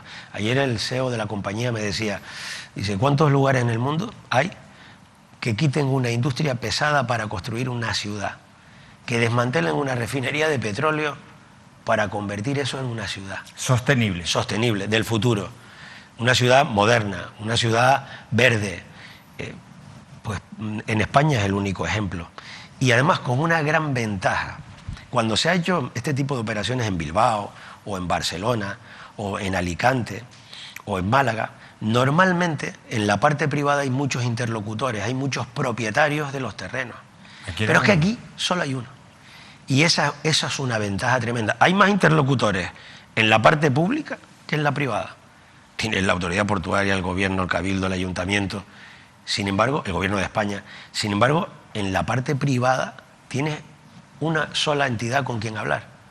Y eso, créanme, es una gran ventaja para poder llegar a acuerdos que sean beneficiosos para Santa Cruz y para el interés público, y también para el propietario. Para todos tienen que ser beneficiosos. José Manuel, hablabas de que toda esta acción que ha contado con ese interlocutor privado que es CEPSA y fundamental, el público, el Ayuntamiento de Santa Cruz, pero va a tener que contar con otros apoyos. Por ejemplo, imagino, para el desarrollo y mejora, se me ocurre, del litoral. Es que imagínate las posibilidades que tenemos ahora en Santa Cruz. La zona de la Hondura, justo delante de la refinería, en su momento fue la que se eligió para el trazado de la vía de penetración de la autopista del sur hacia Santa Cruz. ¿Por qué? Porque no se podía entrar por la refinería. Entonces tuvieron que ir por el litoral.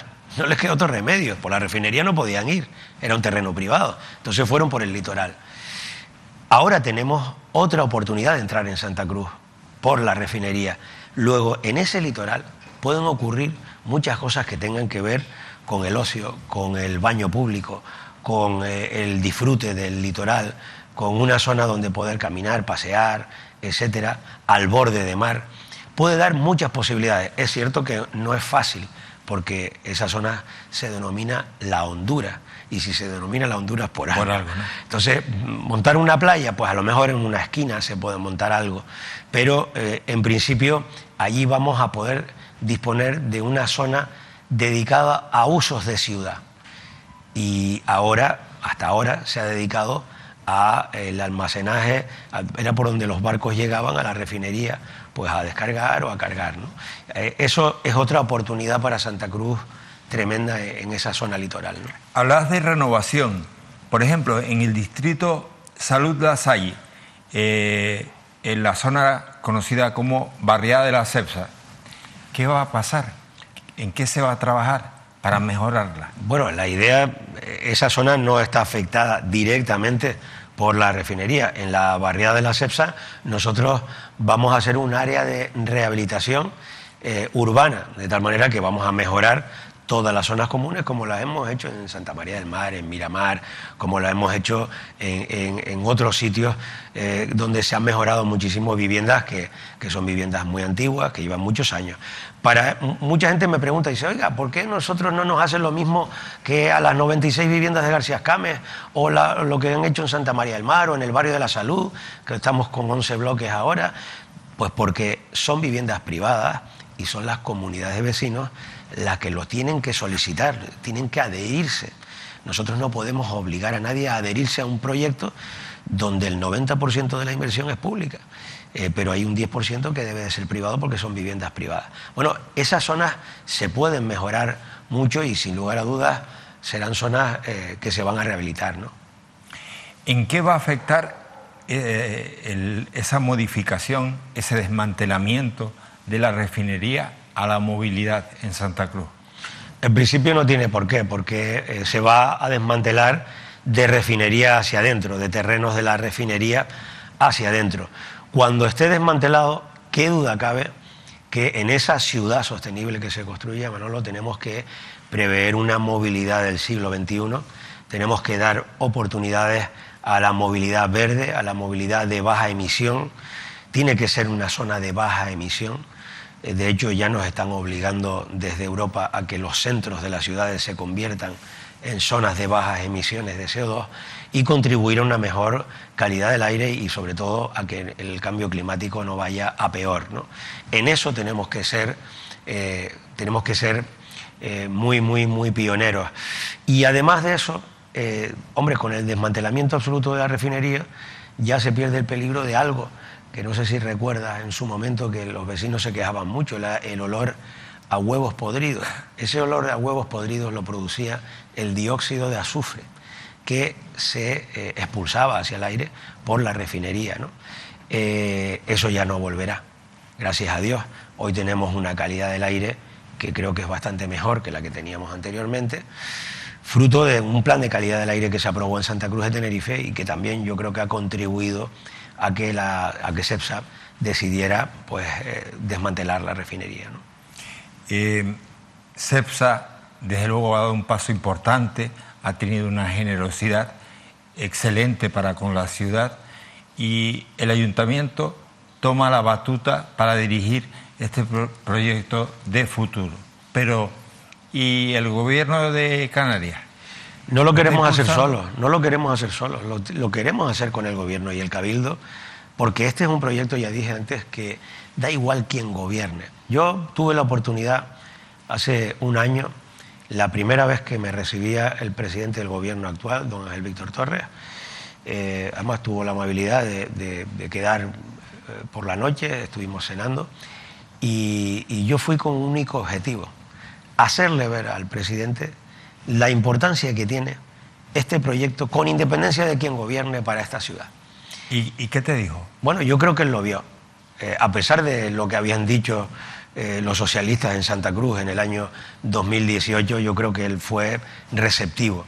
Cuando le expliqué, le enseñé el acuerdo, le llevé un iPad y le llevé el acuerdo, se lo enseñé, le enseñé el vídeo, le enseñé la publicación en el boletín y le dije, y ahora tenemos que trabajar juntos, ustedes en la descontaminación, convencer al gobierno de España para que autorice la desmantelación porque la tenía que hacer el gobierno de España. Bueno, en todo eso se ha trabajado y yo creo que debemos de seguir en esta línea, por encima de todo. No hacer política de la mala con algo que genera tanta ilusión y tantas expectativas en la ciudadanía, ¿no? José, estaba imaginándome las imágenes del principio, la portada de 1987.